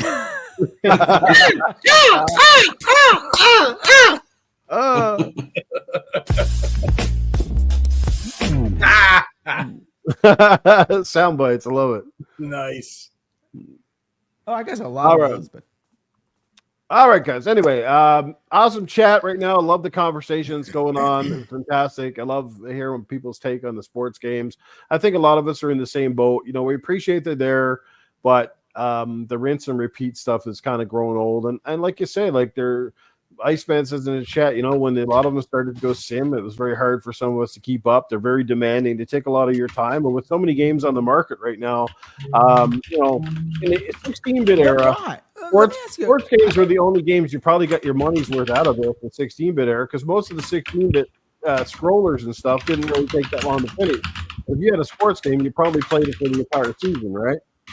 Now it's like, damn, in between all these 40 to 120-hour RPGs and then try to play a sports game, you're like, fuck. No, but why do you think that is, though? Why is it that our generation likes different processes, whereas the generation that is after us likes the more consistent type of thing? Why do you think that is? It's a great question. I'll never know. I mean, they're just growing up in a different era with different types of media in their face. I think we were at the point in our lives where we got a chance to like decide what we liked, where kids nowadays kind of get told what they should like. Right? I think that's the difference, because we didn't have TV shows. We didn't have we didn't have YouTube to tell us how we should feel about a game or what was bad or what was good. You went out and you bought it. Like most you guys know, it was a huge gamble for us. We bought, Perry, you fucking know it's better than anybody. You bought a 16-bit cartridge. You had no idea what you're getting unless you read a review off the box art. That's it. Right? The box art. You took your bets. It was a deceptive box art. It would look so cool. You bring it home, it's a piece of crap. You're like, remember how Bubsy the Bobcat looked so fucking cool and people bought it? I got burned by Bubsy. Right? Bubsy. You see what I'm talking about, right? Like so many 8-bit and 16-bit games are so fucking bad, and we bought them because we just like that's all you had to go on. Nobody was telling you if it was good or bad. You're like, fuck it, this is gonna be a gamble. The only thing we had for reviews, the only thing we had for previews and reviews were those magazines back in the day, like Game Pro and Nintendo Power, and half of them were just fucking ads anyways. So like they were always gonna, what the fuck were we gonna do? So Yeah, like I can tell you, I bought Deadly Towers based on the artwork, and of fuck. course, I'm like, I bought this bitch ass game called Kid Nicky. Kid Yeah. fucking Oh, Nicky. God, Oh Radical. god. Yeah. Yeah. Yep. Shit. Oh my god. Yeah. God damn. The You know. embarrassing Yeah, games that was like definitely shit. another buyer's remorse moment too, Kid Nicky. Oh my god. Oh man. No, And great then you stories. had- I love this shit. This is awesome. No. And then you did y'all ever get those Tengen games for the NES? Oh, yeah. They were not the gray ones. They were not the gray black cartridges. They were the black cartridges. You found Yep. out the fucking Nintendo didn't even make that or to license that shit. And oh my god, that shit was. I still have the Tengen Pac-Man, the Uh-huh. Tengen Gauntlet. I think it's I have Gauntlet 2, and then God, I think and I'd have to go through my collection, but I think I even still have the Tengen Shinobi. Oh wow. Nice. Anybody got the Tengen Tetris? That one's worth a bit of money, apparently. Yeah, it is. That one's a lot of fucking money, and that's actually, believe it or I not, had the it, too. Tengen Tetris is actually superior to the actual NES release one. Nintendo. Y'all know this. You know the whole story behind it, right? So the gray cartridge was always licensed by Nintendo. So if Yep. you Right. wanted to sell a game on the NES, you had to buy the cartridge casing that Nintendo sold. So that's how Nintendo guaranteed sort of exclusivity. Right. Tengen said, "Fuck you, we ain't gonna do that." And they made their own cartridge that would fit in. So none of that stuff got licensed to Nintendo. And they went further because I don't know if they had they had actually gotten a cartridge or if they got a console, but they actually reverse engineered to bypass the lockout too. Correct. Right. Yeah. I mean, in the black market and like overseas, you used to be able to get NES carts with like 100 games on them, all of them, like Excite Bike, Duck Hunt, Used to, you still all can. that crap, yeah, all that shit on one thing, So yeah, I mean, but the good old days. Great conversation, yeah. Great. The good old days for sure, Yeah, I man. mean, Yeah. Nintendo was so fucking controlling of their properties and how stuff was published that, yeah, they pissed off a lot of people. They used to get like, what was it, like 30-40% or something? Shit, more. It was a massive amount. Massive amount. Yeah, you had to They pay a told lot you- of money if you want to put a game on Nintendo. They told know? you when to sell, how to sell, how much to sell it for, and where to sell it. Period. Yep. They controlled everything. They would even tell you when you basically could release it because they didn't want it going Yeah. up against titles. Exactly.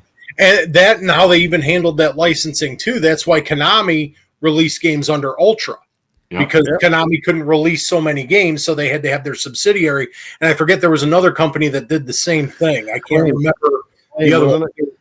Didn't Acclaim have to make another brand too? Remember they used to put when the games like Bart's Nightmare came to Genesis, it was under a different company. There was Acclaim on Nintendo, and then on the Sega it was what's the fucking name of that company? I know what you're talking about. I forgot. Because it wasn't LJN, because LJN did release. You know what I'm talking Which about, right? game? They had a different name.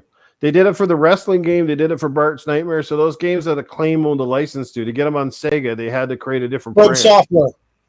Was Probe it Software. Sunsoft? No, was it Sunsoft? No. No, No, it was it wasn't. Probe Software. Okay. Because I remember because they did the same thing with Mortal Kombat also. Mm-hmm. Well, it was these asshole practices by Nintendo that sort of did their undoing to a certain extent because it was, Square for years couldn't let go of the hitch that was Nintendo because I know all what of it their was. fucking games, Yep. Flying Edge. Flying Edge. There you go. Flying Edge was the company that had to do it. They did the WrestleMania game, the Royal Rumble. Yeah, you're was right. under Okay, Flying yeah. I was Yeah. thinking Probe was the other one. Okay, you're right. No, but like Square, for years was beholden to Nintendo because that was their main place of selling most of their games, and Yeah. they didn't have a viable option. So the minute they had a viable option, and PlayStation said pretty much deuces to Nintendo. Yeah. Yeah. It was because of being fucked in the ass for years over their games. Yeah. So yeah, And then Nintendo doesn't get fucked in the ass with the publisher so much anymore. They just keep fucking us in the ass all the time exactly. Right. Well, it's now. because Fuck you guys. Our games are 10 years old. You're still going to pay $80, you pricks. Yeah. Well, that was because for so many years they were so in the hole because they couldn't get the third party development because outside of the Wii, nobody wanted to touch them. You had the Wii U, and I mean, I love the GameCube, but that third party support was was nowhere near what it was. And then N64, when they did the whole thing where they were going to stick with cartridges, a lot of those developers like, we want to make bigger games, and using CD-ROMs was the way to go. Isn't that crazy that the Nintendo Switch got so popular without the use of a Call of Duty game or a Grand Theft Auto game? Nintendo doesn't need any of those. They really don't. They do. You don't understand. Okay, the reason that Nintendo started failing was because they had to divert their development of their games into two houses, one for their home console and one for their portable console. So they were just spread too thin. When with the Switch, they brought it all together, and now they're all making it on one console. Nintendo has populations that are different populations than PlayStation and Xbox does. If you look at a PlayStation player, right, his fan base, their fan base is like their games that they like are pretty much concentric to a certain extent. If you like Spider-Man 2, you'll tend to like God of War, you'll tend to like whatever. Whereas if you look at Nintendo, you've got a huge population base that loves just Smash. Yeah. And then you have another huge population base that just loves Mario and Zelda. And those two may not be, those are divergent population bases because they're different groups of people. You have groups of people who just like Pokemon, who do not like Smash, who do not like Mario and Zelda. They just like Pokemon. And Nintendo is feeding off of all of those populations. And those are all massive populations. So whenever they announce this new thing, it's already going to be number one. I don't care what Xbox or PlayStation does, period. And neither does Nintendo, because Nintendo just keeps going. They're going to do what they want to do, and they know it'll sell because, again, like you mentioned, all them different, divergent fans of franchises and stuff. Exactly. They know they're just that's guaranteed money. Yeah. Mm-hmm. Great conversations, guys, on this. Obviously, we strayed off topic a little bit, but I love this conversation. I love the trip down memory lane, but we're going to get back on track here. We're going to get into our second part of the conversation tonight before we close the show. Hopefully, we can speed this up a little bit and keep on track. But we're going to be talking about, obviously, if you've been following, obviously, the American election, and if you've been following politics in general over the last, 10 years, in particular, but certainly one thing that has come up on numerous occasions, especially after the unfortunate shootings and stuff that often happen, is the talk about video games and video game violence. The key question I take away here is, why do video games bear so much of the brunt for the stupidity of humanity, when obviously it's a very small portion of the population that commits any of these heinous crimes? And why, which movies, for example, right? Let's take the new Terrifier 3, for example. Extremely gory, extremely graphic. But I don't see anybody running down the street right now in a clown suit getting ready to hack people up into 5 million pieces and throw them in a bag. Nope. But some kid gets a stupid idea to grab a gun from his dad's closet or whatever, shoots a few people. I'm not making condolences for it. I do, honestly, my heart goes out to all the families that have lost loved ones and kids and stuff. It's horrendous. There's no words can describe the horror, the shit that you got to go through. But every fucking time, the games are the first thing they point the blame at. And I think it's bullshit. I mean, sure, can games influence kids? Absolutely. Every type of media out there can influence kids, right? And right now, cyberbullying is one of the biggest things that kids today face that they never had 20 or 30 years ago. It's massive because there's so many social media platforms. And like I said, the internet never forgets. You do something stupid, and don't worry, there's a picture of you, a soundbite, a fucking video, a goddamn synagogue or some shit, dedicated to your stupidity.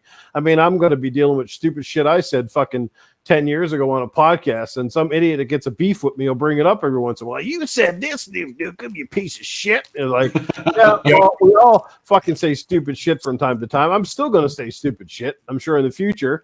But, but anyway, I don't want to get off topic, but violence in video games, is it unwarranted here that it's going to take the blame? And should one of these guys get into office, either one has already talked about possible, like the ramifications and who knows. I mean, these games have ratings for a reason, and it's up to you as a responsible parent. If you're willing to let your kids play those games, you must have a certain, at least, understanding of where they're at mentally, what's happening with them in the school system, what's happening at home, before you let them, right? Again, influence starts at the home, it carries over. You guys, any one of you guys, because I know, like, you're all parents here, I am not, so let you take the floor. Who wants to have at it? and what can people do to sort of take the heat off the game industry for something that's we don't all want to play fucking Mario games the rest of our life because someone let me speak on this. Let me speak on this here for a second. Let me go ahead. Let me take the mic here for a second. You have to understand something, all right? Our leaders are digital fucking idiots. Okay. Yeah. All you need to do you remember the fucking shit show that was the trials when Mark Zuckerberg went to Congress and some of the fucking outlandish, retardish questions that they were posing to them? Oh, absolutely. Okay? I remember. They do not know what the fuck is going on digitally with their kids. Okay. Yep. Because our leaders are not our generation who grew into this shit. Okay. Technology grew around us. We didn't grow into technology. Technology grew around us, you know? And that being said, the generation ahead of us as our leader, they don't know anything. Okay. The ones that are, you know, our senators and stuff, they are like our parents and stuff. They don't know anything compared to us. So they don't know what is going on technologically with the kids and their grandkids. Okay. They are digital illiterates. So what they know is kids play video games, and they say, okay, kids play video games, kids shoot somebody, therefore video game is to blame, you know? Causation, correlation necessitates causation type situation here. Okay, that's what they're doing, and that's the problem. The problem is not the game. The problem is these kids these days are carrying around a phone 24/7. That phone is connected to Facebook, Instagram, whatever the fuck you want to call it, you know, Twitter, whatever, and they're being inundated left, right. Anyway, they can't escape the media. And that what they're seeing on a day-to-day basis, that what's making an impression on them is that stuff, not the game. There were mass murders back in the 1800s, long before TV and video games ever fucking exactly. Yeah, I mean, like, so what was their fucking excuse back then? What, they got tired of looking at tumbleweeds and went ballistic? I don't know. I mean, you know, it doesn't make anything. I mean, just because I jumped around, I played a small Italian plumber who ate mushrooms didn't mean I grew up and ate mushrooms. Well, wait a minute. Yep. Sorry. That was a bad example. Yeah. Sorry. Hitler was a terrible person. What was his fucking influence back in the 40s? Don't tell me it was a video game. That's going to go right into where I'm going to go as soon as I get the floor, because he was a rejected artist. Right? No, but what I'm saying is like, you know, the problem is that they don't know. I mean, the problem is for all of the things is that our leaders who are making all of these laws against video games don't know anything about the technologies that's really influencing these kids. And our thing, what we should be doing is sort of like, you know, talking to them or like getting more involved as parents. We cannot just be quiet and say, oh, okay, we're just going to be, you know, quiet observers. We have to get involved. We are literate. Exactly. We know, like, before we give little Timmy a pass to play GTA 6, can little Timmy handle it with his 5-year-old brain? Okay, because I don't know little Timmy. Little Timmy might be a porn star at 5. I don't fucking know, you know, but you know his parents do. So people need to be more. Yeah, the things you would think, like, say you got a 10-year-old kid who never had shown any violent tendencies, right? And then all of a sudden he starts playing a video game, and you start noticing that he's going around the house now with constant guns or nunchucks or something. Like yeah, we were all there. Like, I mean, I remember being a kid, like in the Turtles. You know, you get your nunchucks out or something, you pretend you're a turtle, right? I know WWE since the dawn of time. But see, our parents didn't know. Our parents, who are like our leaders right now, they didn't know. They didn't know. We were sort of, but we knew what we were playing, and so our kids, it's our duty as parents to the next generation to parent these kids, because we know what they are being exposed to, and we know if our kids are ready for it mentally or not. Yep. You know. Yeah, well, smart, responsible parents, yes, feel the same way you do. But the problem is there's too many parents out there, absentee parents, too busy working, too busy doing anything, too cheap to pay a babysitter. So how do they do it? Let's get a video game. And you know what? Because the kid whines and the parent's not fucking has no balls to say no to the kid. Kid whines and cries enough to get his GTA and his Call of Duty. Okay, I'll get it for you if you'll shut the fuck up. Now they give him an iPad. They don't even have to give him Call of Duty. They give him an iPad. They give him an iPad, and they get every fucking thing, and they get every media thing exposed to them. And then, you know, next thing you know, they're in 9th grade reading at a 4th grade reading level. They can see fucking porn before they're even fucking 10. Like all they got to do is put in a switch word, big dick or something fucking flying across the screen. Yeah, but there are fucking illiterate leaders who don't know this shit, think that it's all about goddamn video games. It's not the goddamn video games that's the problem. Yeah. I think that we get some younger leaders that kind of grew up in the same era that we do that understand the medium. Right. Not these old fucking farts that come from the fucking 50s and 60s that like right. Right? I think that's part of the problem because my parents and my mother, even to this day, every time I tell her I buy a video game, oh, aren't you growing up yet? You're fucking almost 50 years old and you're still playing that shit. You see what I mean? So there's still a mindset mentality where they think it's a kid's toy and it's always going to be a kid's toy. For sure. Mm-hmm. Just waiting for my. I'm chomping at the bit. Nothing that is $700 fucking dollars is a kid's toy. I'm sorry to say. All right, that's all I got to say. At that point, it becomes a fucking investment. Exactly. But yeah, and again, it's all because the people who are ahead of us, who are older than us, who are our leaders, don't know any better. They think what everything is a fucking kid's toy, and they're making and that's absolute ignorance on their part. It really is, and I agree with you there that younger leaders who are more our age and stuff, I would definitely be more well suited to speak on this as opposed to who are right now. Because I'm going to tell you, so I got a lot to say on this one. This is one where I'm just going to kind of open up and just kind of let loose for a bit. Go for it. You're next. You're good. Because first and foremost is I, as a kid growing up, my mother allowed me to watch horror films. I didn't turn into a fucking serial killer. I'm a death metal musician that has played live and has toured and done shit where I've had, I've put out videos. I don't sacrifice goats and eat children. Apparently I eat dogs and cats though. Okay, go ahead. Well, yeah. Ignorance, complete ignorance. I've been playing video games since I was, since I was old enough I can remember. And I'm not I wasn't out shooting up schools in the fucking 90s when I was, graduating high school and shit. It's all the onus. Who are our fucking comedians? Sam Kinison? Andrew Dice Clay? Come on now. Fuck, It's literally not only the ignorance of our leaders, it is like you had said, it is the ignorance of the parents who have dropped the ball on their children. Right. Because of this. I brought my son up the way I was brought up. He experienced things the way I experienced them. My son, when he was, prior to 10, he and I were playing Call of Duty together. He would watch me play Doom and he'd get a kick out of it. He'd see me ripping out somebody's spine in Mortal Kombat and laugh his ass off. I also sat him down and fucking explained to him that this is not real life. You need to make that distinction. Things like this aren't real and they don't fly in real life. Mm-hmm. Exactly. That is called fucking parenting.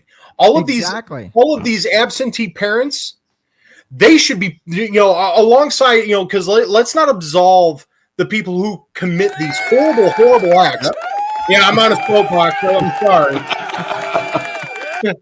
But let's not absolve these people that do these horrible, horrible acts. Let's not, because they are ultimately responsible. But the parents, I feel, should also be held liable in these situations because they fail. Yes. It's all about paying attention to your kids, and everybody's got this hands-off fucking approach now, parking them in front of a screen and ignoring them. And then when these little assholes are running around screaming in stores until they get their fucking way, man, I tell you what, I go into a store and I see some kid screaming at his mother and calling her an asshole because he won't buy her a game. I said that if I said that to my mother once, I'd be picking my teeth up off the fucking floor. And that's not a joke. That's just it. There was an action, there's a consequence. And we live in a generation now. See, if you got in trouble at school in my generation, if you got in trouble at school, you went home and you got punished for being in trouble at school. Now, when a teacher comes down to a kid, the fucking parents are in giving shit. I could tell you stories. I could tell you stories. That's what I got tons of them, man. iPad because she was going with the mailman and getting spanked. But yeah, man, I tell you, and it's just, and like I said, because I've been in all facets A minor involvement. I don't want to put up like I've done the X, Y, and Z, and I've been around to see enough, and I've done enough to where I've tasted a little bit of success, but it was all minor level. But you still see that kind of shit. Like when my kid was little, and I didn't have a sitter when I was going out and playing shows, I made sure it was an all ages show. I'd bring him with. He experienced that shit with me. That the music end of it, and I don't play nice music. I'm not out there playing fucking blues or smooth jazz, even though I'd love to. That's a dream of mine. Get me a fucking blues joint. I'll tell you this much. The first time both my boys got drunk, they got drunk at my house. Yeah. Because I told them, no, if you're going to get drunk, which I know you are, I want to make sure the first time you do, it's in front of me so I can be there. Right. And they said, you know what? I'm good. They drank, they got wasted, they got sick, and I didn't have any problems with these kids. So what I'm saying is, like, as you're saying, raise your kids. Don't let no fucking media raise your fucking kid, period. Exactly. You just can't. And it's this whole argument where it's like now, the video game violence, blah, blah, blah, blah, blah. It's all bullshit, man. It's what it is. It's an easy fucking target. Just like, heavy metal music was in the late 70s and early 80s and fucking horror films and whatever. Yeah. And it's the tired trope. Remember D&D? D&D was absolutely satanic. That was another next level shit, Yeah. But it's that old tired trope, and it's like you see more violence on the fucking news than you do in a horror film because that shit's real. And guess what? These kids are getting beamed every minute of every day on TikTok, the fucking news. Absolutely. Yeah. Amen. Yeah. I'm off the soapbox. I won't take up no more time. I could go on for like hours. I've had this. I've actually had interviews on this before in different situations. So it's like, I could just go, but that's where I stand. No, fantastic points, man. Love it. I knew we'd get great perspective on this because all you guys have got experience one way or another. And like I said, Perry, ground room level floor. I mean, he sells games and stuff like that. I must see all sorts of different parents and situations that come through your store. So give us your take on this whole incident. Well, for years, I've always sat down and thought, why are they always blaming games and not movies, like you guys said? You know why they don't blame movies? Because you can point in one direction, Hollywood. Yeah. For the games, where are you going to point? There's games made all over the world. You can't point your finger at one company or one entity. They can't point at Nintendo, that's for sure. Right. But that's why they say video games, because there's no one to blame. It's just them throwing that word out there or that name or that whole thing out there. And, who contributes more to Congress and all that? Hollywood. You know what I mean? Right. So it's basically them just saying, it's video games because there's no one that you can point to. Because there's games made in Japan. For real life, I want to be a big titty woman that was bloated. Shit. I don't know about you, but I'll be playing with myself all day. As far as in the shop, I really don't get that. As far as parents coming in and saying anything, the only thing that happened once, I had Mass Effect Andromeda on Xbox. It was brand new. When I bought one of the Xbox Ones, it came with it for free, so I threw it on the shelf. It was $30, something like that, $40. Kid comes in and buys it. He's 17 years old. Yep. Then I don't know if his mother called or she came in. I don't remember. I think she called because she was in the car. And she's like, "You're selling my son a game with sex in it?" And I was like, "What are you talking about, lady? It's a game about aliens." But because the back of the box in the very little corner said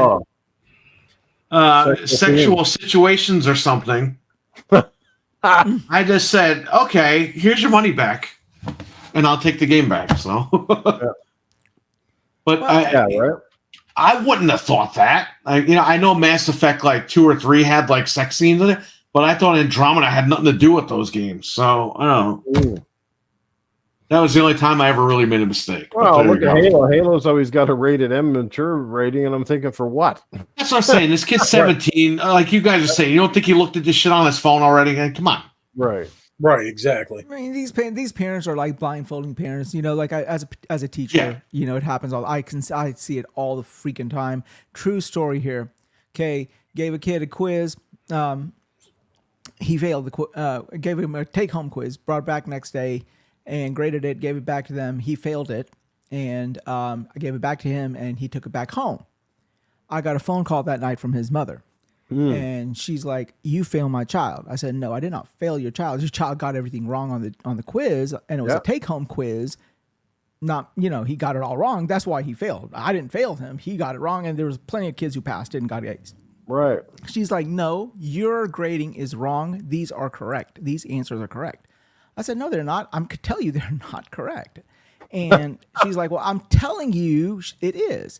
And I'm like, "I'm telling you they're not. This is, I mean, I didn't want to flex on her my degrees and everything, but I said, okay, but I'm telling you they're not, and I can show you why not." And she's like, "No, I did these myself for him." Man. And there it is. So you're both wrong. And so they have to be right. And I told her, I said, and I'm not a person who throws his degrees around lightly. I said, "Well, as a math PhD, let me tell you this. They're wrong.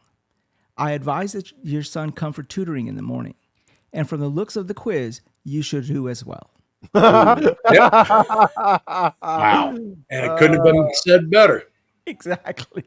She's like, "I never." I said, "I know exactly," and I hung up on her. So shit, you gotta do so, But that's a great story. And again, it's a society we live in now where, like there's kids can't be wrong. Like you can't tell them that they're wrong because the parents come in and then it's shit on the teachers. I mean, there might be some situations that are warranted, but I mean, a lot of the stuff that I see on TV and I hear about, it's just like, oh man, like I pity Dude, to be. I could tell you stories all day long, and Oh man, yeah, craziness, man, craziness. Yeah. Like I said, you got in trouble when I was in school. You went home and you got a fucking whooping, or you got a good talking to. Like, what the fuck kind of bullshit are you pulling at school? right? No, we had a rule in the house: when the street light came on, your ass was in the house. Yup. Okay? Now, not coming to the house, not outside the house, walking inside the door. Your ass was in the house. Okay. Oh, for sure. So that being said, they had just opened up a Toys R Us near where we lived. So it was a summer night, and the lights came on, and I was nowhere near the house. I'm like, well, fuck. And I'm going to get home, I'm going to get chewed out. I'm like, well, I'm going to get punished anyways. So I'm going to make it worth my while. So me and my friends, we went to Toys R Us, had a good old time, whatever, right? Came back. It was, I don't know what time it was. It was much later. And while I was biking back home, I saw in front of my house, the cops' lights were on. And I walked in, and that's the last thing I remember. My brother was like, "I have never seen them do that to anybody before." I'm like, "What do they do?" Because I couldn't even roll up on my back anymore. I woke up the next morning, I couldn't even roll on my back. They're like, "They tag teamed your ass. Dad first, then mom, then grandma got involved when they got tired." They literally tore my ass a new one. Yeah. Yep. And that's what they did back in the day. These days and times, they sit there and try to understand why little Timmy did not do what he was told. So, yeah. No. So you're the reason behind the Destroy All Humans video game. Exactly. No, I mean, it's like the funny thing as a teacher, right? I got kids who are genuinely smart, like top tier kids. I don't have to say anything about them, but the kids that fail, I got to write like literally 30 pages a report every year on the failing kids as to why they failed. Yeah. Now, and that pretty much tells you everything you need to know about everything. Yeah. Yeah. Sorry, but my kid is failing hockey. Why? Because your kid can't fucking skate. Exactly. Yeah. But he's a good player, but he can't fucking skate. Have you seen him lately? Yeah, he can skate. No, he can't. He falls into the boards all the time. You know what I mean? Like, fuck. If you can't skate, you don't become a hockey player. That's simple. Exactly. Why is my kid failing? Because he can't add or subtract. Yes, he can. What type of math class is this? Calculus. What the fuck are you doing? You can't add or subtract. Oh, man. Well, yeah, we know you're good at addition, lady, because you can't stop fucking multiplying every time you're open your legs. Ooh. There's part of you that understands the math, what part of math works. How many of your kids I'm gonna have to teach? Oh fuck! I mean, there's more. Multipliers. Yeah. Oh fuck. Hey, guess who I am? I'm so and so's bro. Oh fuck!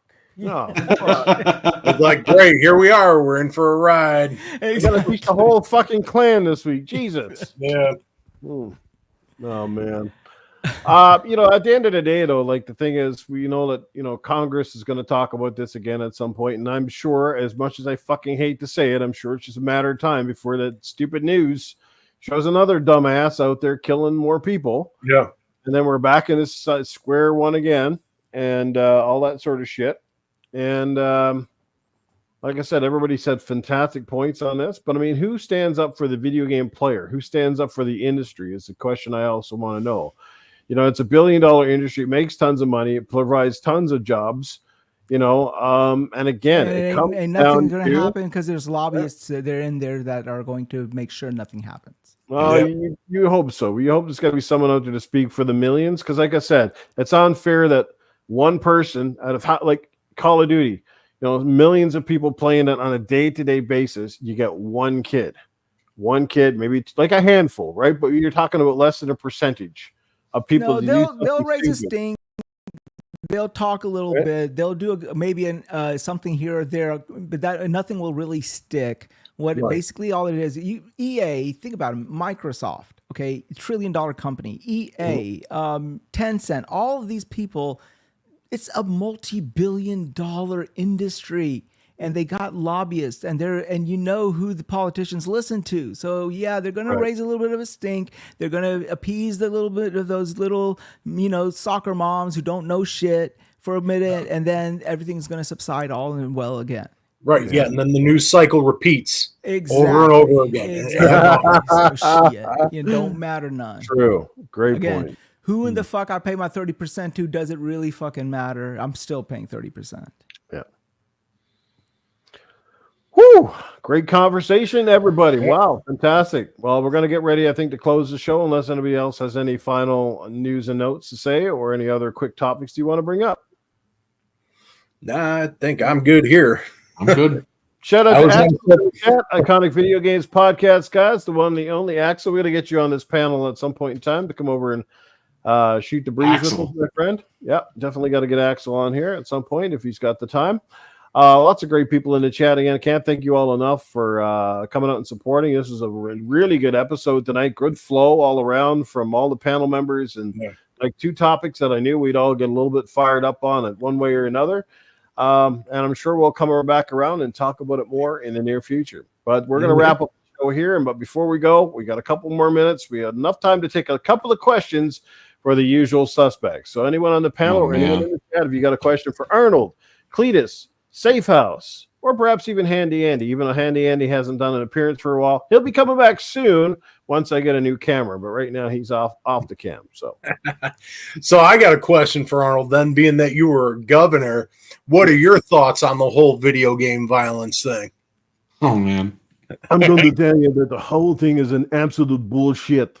That's all I can tell you. That's bullshit. I've been in politics. Look, crimes don't create violence. The movies. Look, it's all about how you raise your children. You're going to raise a dumbass, you're going to get a dumbass. It's that simple. You got to make sure that you're involved in what they're doing, that you're watching what they're watching. You know what I mean?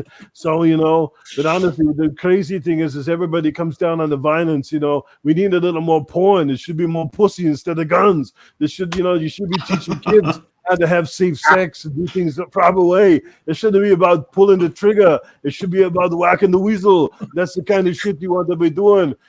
Sex is healthy. Sex is fine. Not blowing people's brains out one at a time. That's what you do here.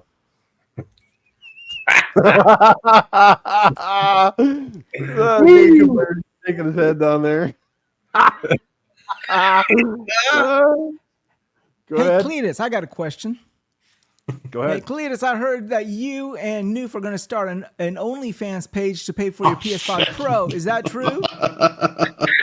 Well, he fiddly diddly did. And then sometimes, where there's smoke, there's fire. And we all know that when I light the fire, it gets big and out of control. Me and Noof, we might just have to start ourselves one of them there little fiddly diddly YouTubey chummy jiggers. You know what I'm saying? What was it? We're going to start an OnlyFans? We're going to call ours Only Clans. Only Clans, baby. You know what they say? Closer to kin, the better the skin. That's how we're going to roll. We're going to be called Hands of the Clan. That we're going to do it right now, boys. Yeah, let's get on. How much to take the white hood off? How much to take the white sheets off? The white sheets has been out for years.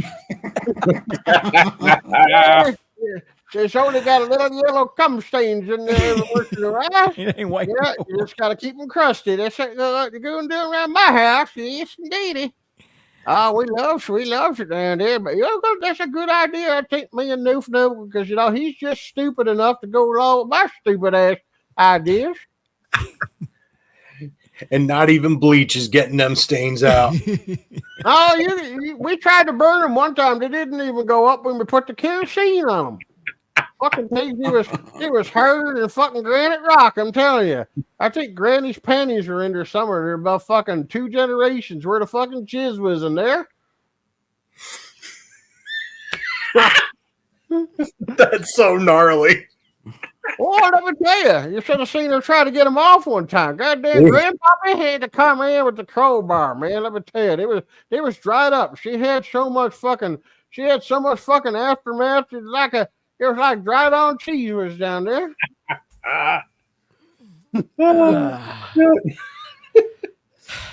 Well, there goes my dinner. Okay. I think everybody had to go back then. The whole neighborhood would come around. Yeah, we always believed in sharing. We just never told each other exactly what we was good to share with. We just shared everything. Share and share alike, I suppose. Yeah, we lost control. We got near a hole. We never looked because most of the time the lights were out. You were just hoping it was warm and sticky for your little dickie.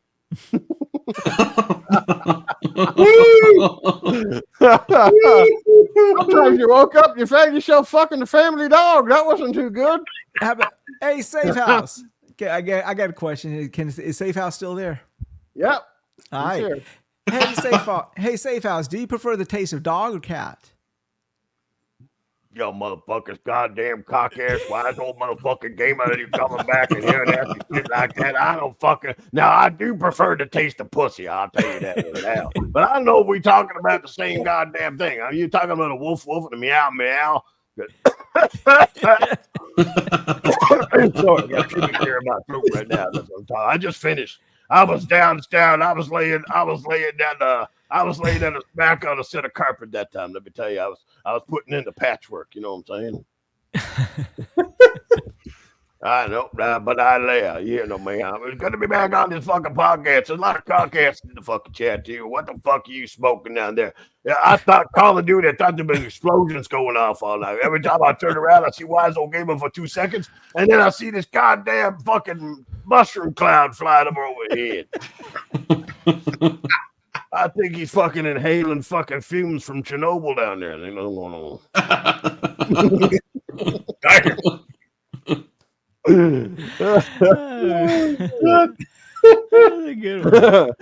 Yeah, there we go. All right, guys. I think that'll wrap it up for tonight. Again, can't thank everybody enough. Amazing panel, awesome chat.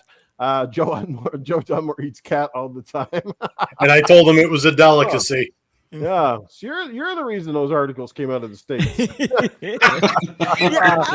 I really feel that's what had happened. I think that old woman told a reporter that this Haitian ate my pussy, and the reporter was like, "Oh, they're eating cat." I haven't seen any cats in the neighborhood lately. Yeah. There you go. She's gonna make somebody famous. This Haitian ate my pussy. God, they're eating cats. Oh, the humanity! Oh man. Oh man! Is that the next time you get a cat? You're gonna call it Haiti. I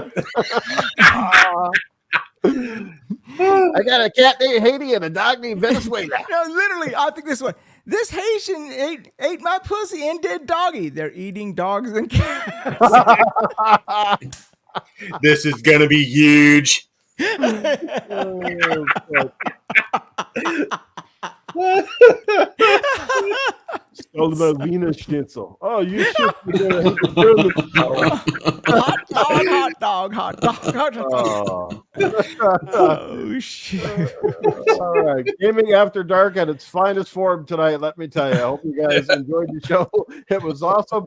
Let's get everybody get out of here. Wize Old Gamer, my friend, again, from the bottom of my heart, thank you for coming on and being a guest. I couldn't wait to get you on here.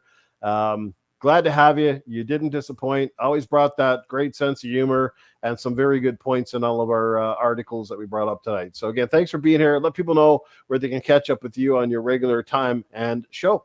Thank you. Yeah, as always, I am the Wize Old Gamer, the man who brings the fun in dysfunctional, or the icky and sticky, if you ask my hooker from last night. But anyhow, long story short, you can find me everywhere. Wize Old Gamer with a Z. Do not follow the man with the S, because his life is pathetic. Because mine is just pathetic, and if he's copying me, he's more pathetic. Okay, so there you go. Wize Old Gamer with a Z on Twitter, Xbox, PlayStation, I don't know, OnlyFans, Grindr, whatever you want to call it.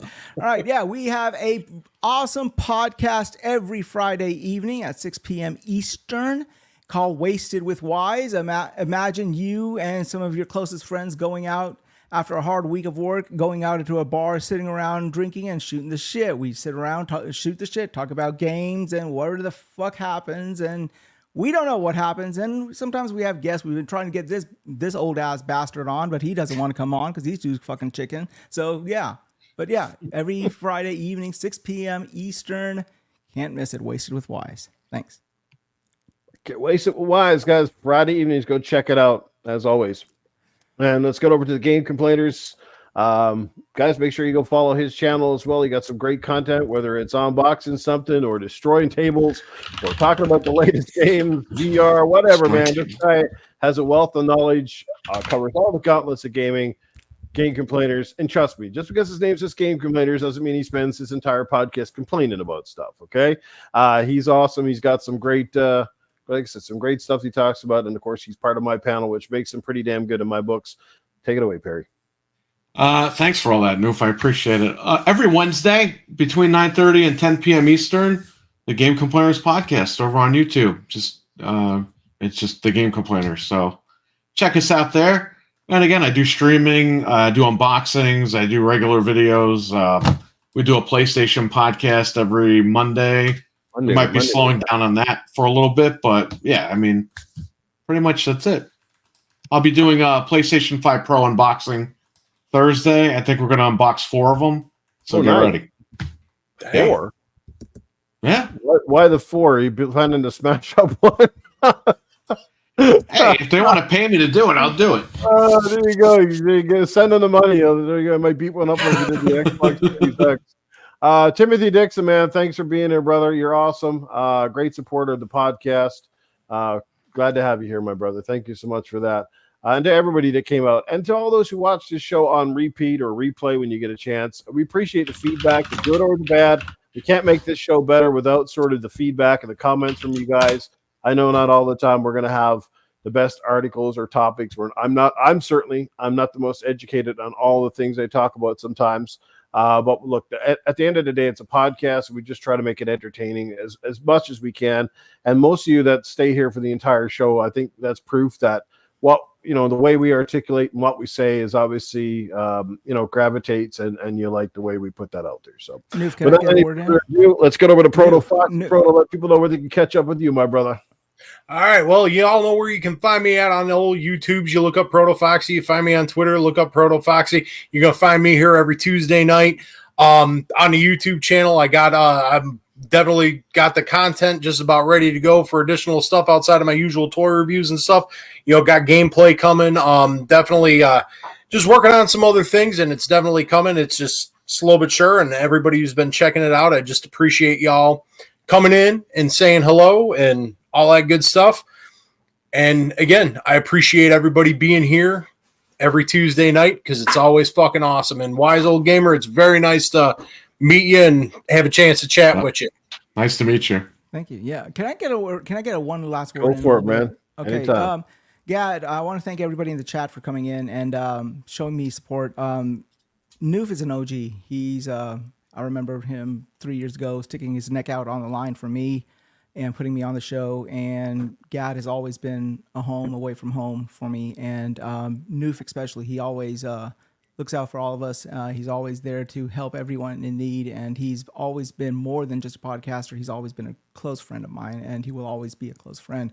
So I want to say thank you for, having me on. It is a huge honor in my books. I mean, I cannot convey. Thanks. Well, I speak for all of us. We all do this for the same reason, because we're passionate about video games first and foremost. And and it's nice, because this is a bit of our escape from reality. Not just to, take a break from the games, but to hang out with people that are very like-minded in terms of the topic and the content, which is great, because most of my real life friends and people that I know on a day-to-day basis do not really enjoy gaming on the same level that we do. I mean, we obviously like it enough that we take this time out of our lives to do podcasts. And again, we appreciate all the people that support us. It means the world to us, more than you guys will ever know. It's not about the money. It's not about the stuff. I mean, we always say if that comes with the territory, great, nobody turns it down, but it's not while we're here. I'm 10 years counting and I've never made fuck all at this stuff. It's not why I'm here.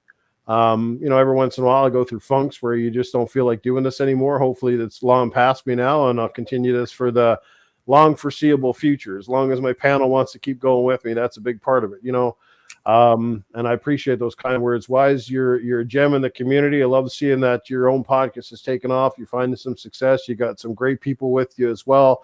But the most important thing you've taken away from being a part of GAD and doing your own thing is, again, your sense of humor, just being able to roll with the punches. You give a little, take a little, and we need more of that. We all deserve to have a good laugh.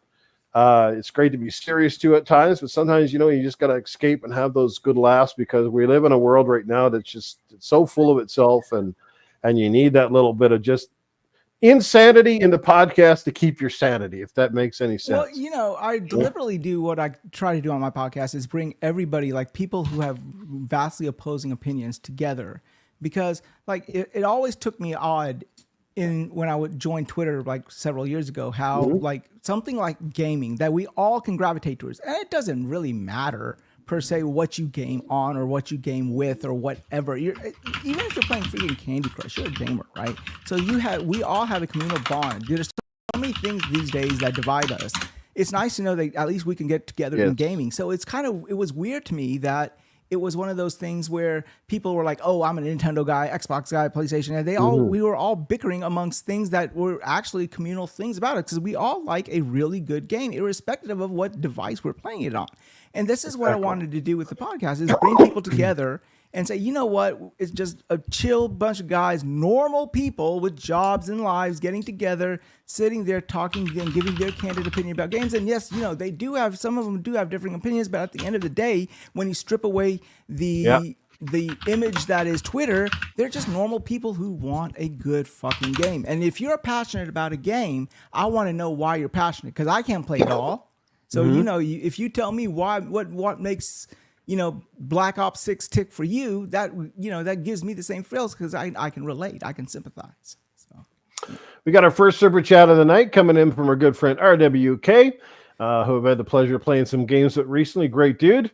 And Perry, you can go ahead and take this one away.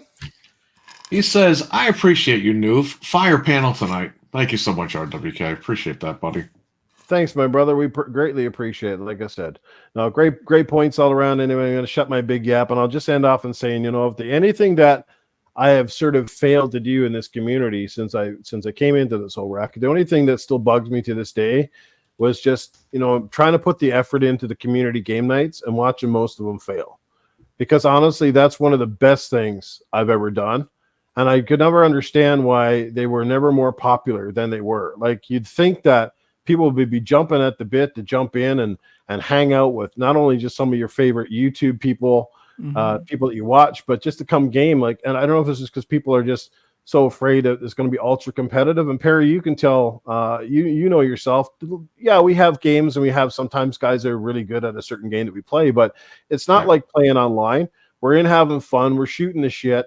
Nobody's sitting there. I mean, I would hope nobody sits there and be watching Killed It. Like, I mean, I play all the racing games and I get my ass fucking obliterated at them. But you know what? I don't quit and go out. I basically lose every fucking race.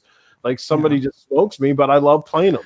I just like hanging out with the community, and I never understood why they would never. Now, I guess there is a couple of reasons, and part of it's on me, probably the lack of promotion and stuff. And I always tried to switch up the games, and I tried to make it enough so it was not constantly Call of Duties and not constantly Gears, or like a wide variety of games. And I always said, when I've got fucking over 5,000 followers on my Twitter, I've got several thousand on my YouTube. I mean, at least just under 2,000, and yet you still struggle to get even 10 or 12 people on a steady basis from the community to play. And I just never understand that. I was like, it's a lot of fun. It's private matches. We don't bring in like shitheads. And trust me, if there's a shithead that comes in on a private match and starts talking shit or whatever, they get reprimanded. And we basically give them a warning and they don't come back anymore if they're going to keep it up. Like, we don't want trolls. And I don't want to have community game nights where you got some guy shitting on like other podcasters for half of it. Well, this guy said this and that. That's not what community game night's about. It's about having fun playing games with people you like, not shit talking. That's enough of that shit goes on in the community now, and I hate it. It's terrible. It's half the reason that's wrong with the podcast community. It's nothing but fucking just stabbing people in the back all over the place. And trust me, I can feel about 100 knives in my back every fucking time I talk to certain people. It's like, I know what's going on here. I've been around a long time. I'm not fucking stupid. Right? Yeah, but I mean, even in the end, I mean, like, you think about it, right? Yeah. We do these podcasts, we do community game nights, whatever. And it still amazes me. And I appreciate this very fact that even if I get like 5 viewers or whatever, like even when I was starting off, it was like 4 or 5 viewers. It was awesome to hear that in the sea of noise that is the internet, that 5 people in that sea were able to filter through that and come and follow me. And to this day, I think that's the amazing, right? I'm grateful for that. Right. Yeah. I mean, just even if I had community game, like having all these things that people could be doing, if even 2 people show up, that's pretty cool, I think, isn't it? So no, I agree too. Like any little bit is good. Like the fact that anybody comes out to spend time or do something like that. No, you're totally right. Sometimes it's easy to get a little discouraged and walk away from it. And I guess the thing is, a lot of times it's like these podcasts is staying consistent, right? Is if you stay at it long enough, you might not get, 1 million followers level success, but you have this certain level where, like, I can definitely attest to this. I've got a lot of the same people you see in my podcast here. They come to Perry's podcast. We have a lot of the same people in our chats. And They're some really of them good following people. me for years. Like I remember, like, they actually care about what we do, Yeah. right? They care about what we do. They care about what we say. They're genuine people, like Timothy Dixon, like the RWKs, like the Matty Burns, like the Icemans. All these are great people. The people in our chat are the best. We don't have the dickhead trolls. So, that's one good thing about staying grounded and staying on a smaller level is that we get great people.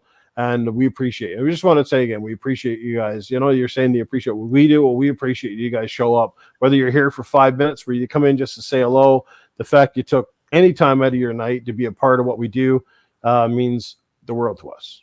All of us. Not just me, but anybody. And in any podcast or anything. It's just awesome to know that in the sea of noise that's out there, you guys decided to come in and tune into us, of all people. We noticed that you're there. Trust me, we notice. Is why it's a very important thing for me to acknowledge everybody that comes in my chat. I try to give you a shout out because I think you deserve at least that, an acknowledgement that we know you're there and you're listening, as opposed to just watching the name scroll by and it's like, well, the only way I even know you're there is if you're dropping me a super chat. It's unfortunate, but that's the way some people have gone in the industry. But anyway, I mean, it gets, unfortunately, you do become a victim of your own success, right? Like if you get to a point where the sea of chats are scrolling like constantly. Oh yeah, and RDX podcast, prime right. example. So watching RDX. I mean, you can't blame Iron Lords, RDX. I mean, the big ones, right? So you can understand why they do it because they are sort of kind of succumb to that. They can't answer everybody, right? But no, it's true. Like You us, like on never ground level, be able to acknowledge everybody. Like. The whole podcast reading out to people that are in the chat. right. Yeah, I definitely get it too, right? But yeah. No, but anyway. We're going to end the show off there. Guys, again, great show. Thanks, everybody, for being here. Of course, I rambled, so it took us past 2 hours, but I'll let everybody get out. You're fabulous. Thanks again to the panel. Thanks again to Wize. We will see you again next week, hopefully. And all the best, and to all of America, no matter what happens in this election, I hope everything works out in the long haul. That's all I can say. So yeah, that's we just wish the best. All the Canadians are wishing for you the best down there. Not trying to be partisan or whatever, but like I said, we're watching closely because we know the next 4 years are greatly going to affect our next election next year. So yeah, we'll see how it goes. Take care, everybody. Have yourself a great night. See you soon. Come join us for some community games. Take care, everybody. Weed every day.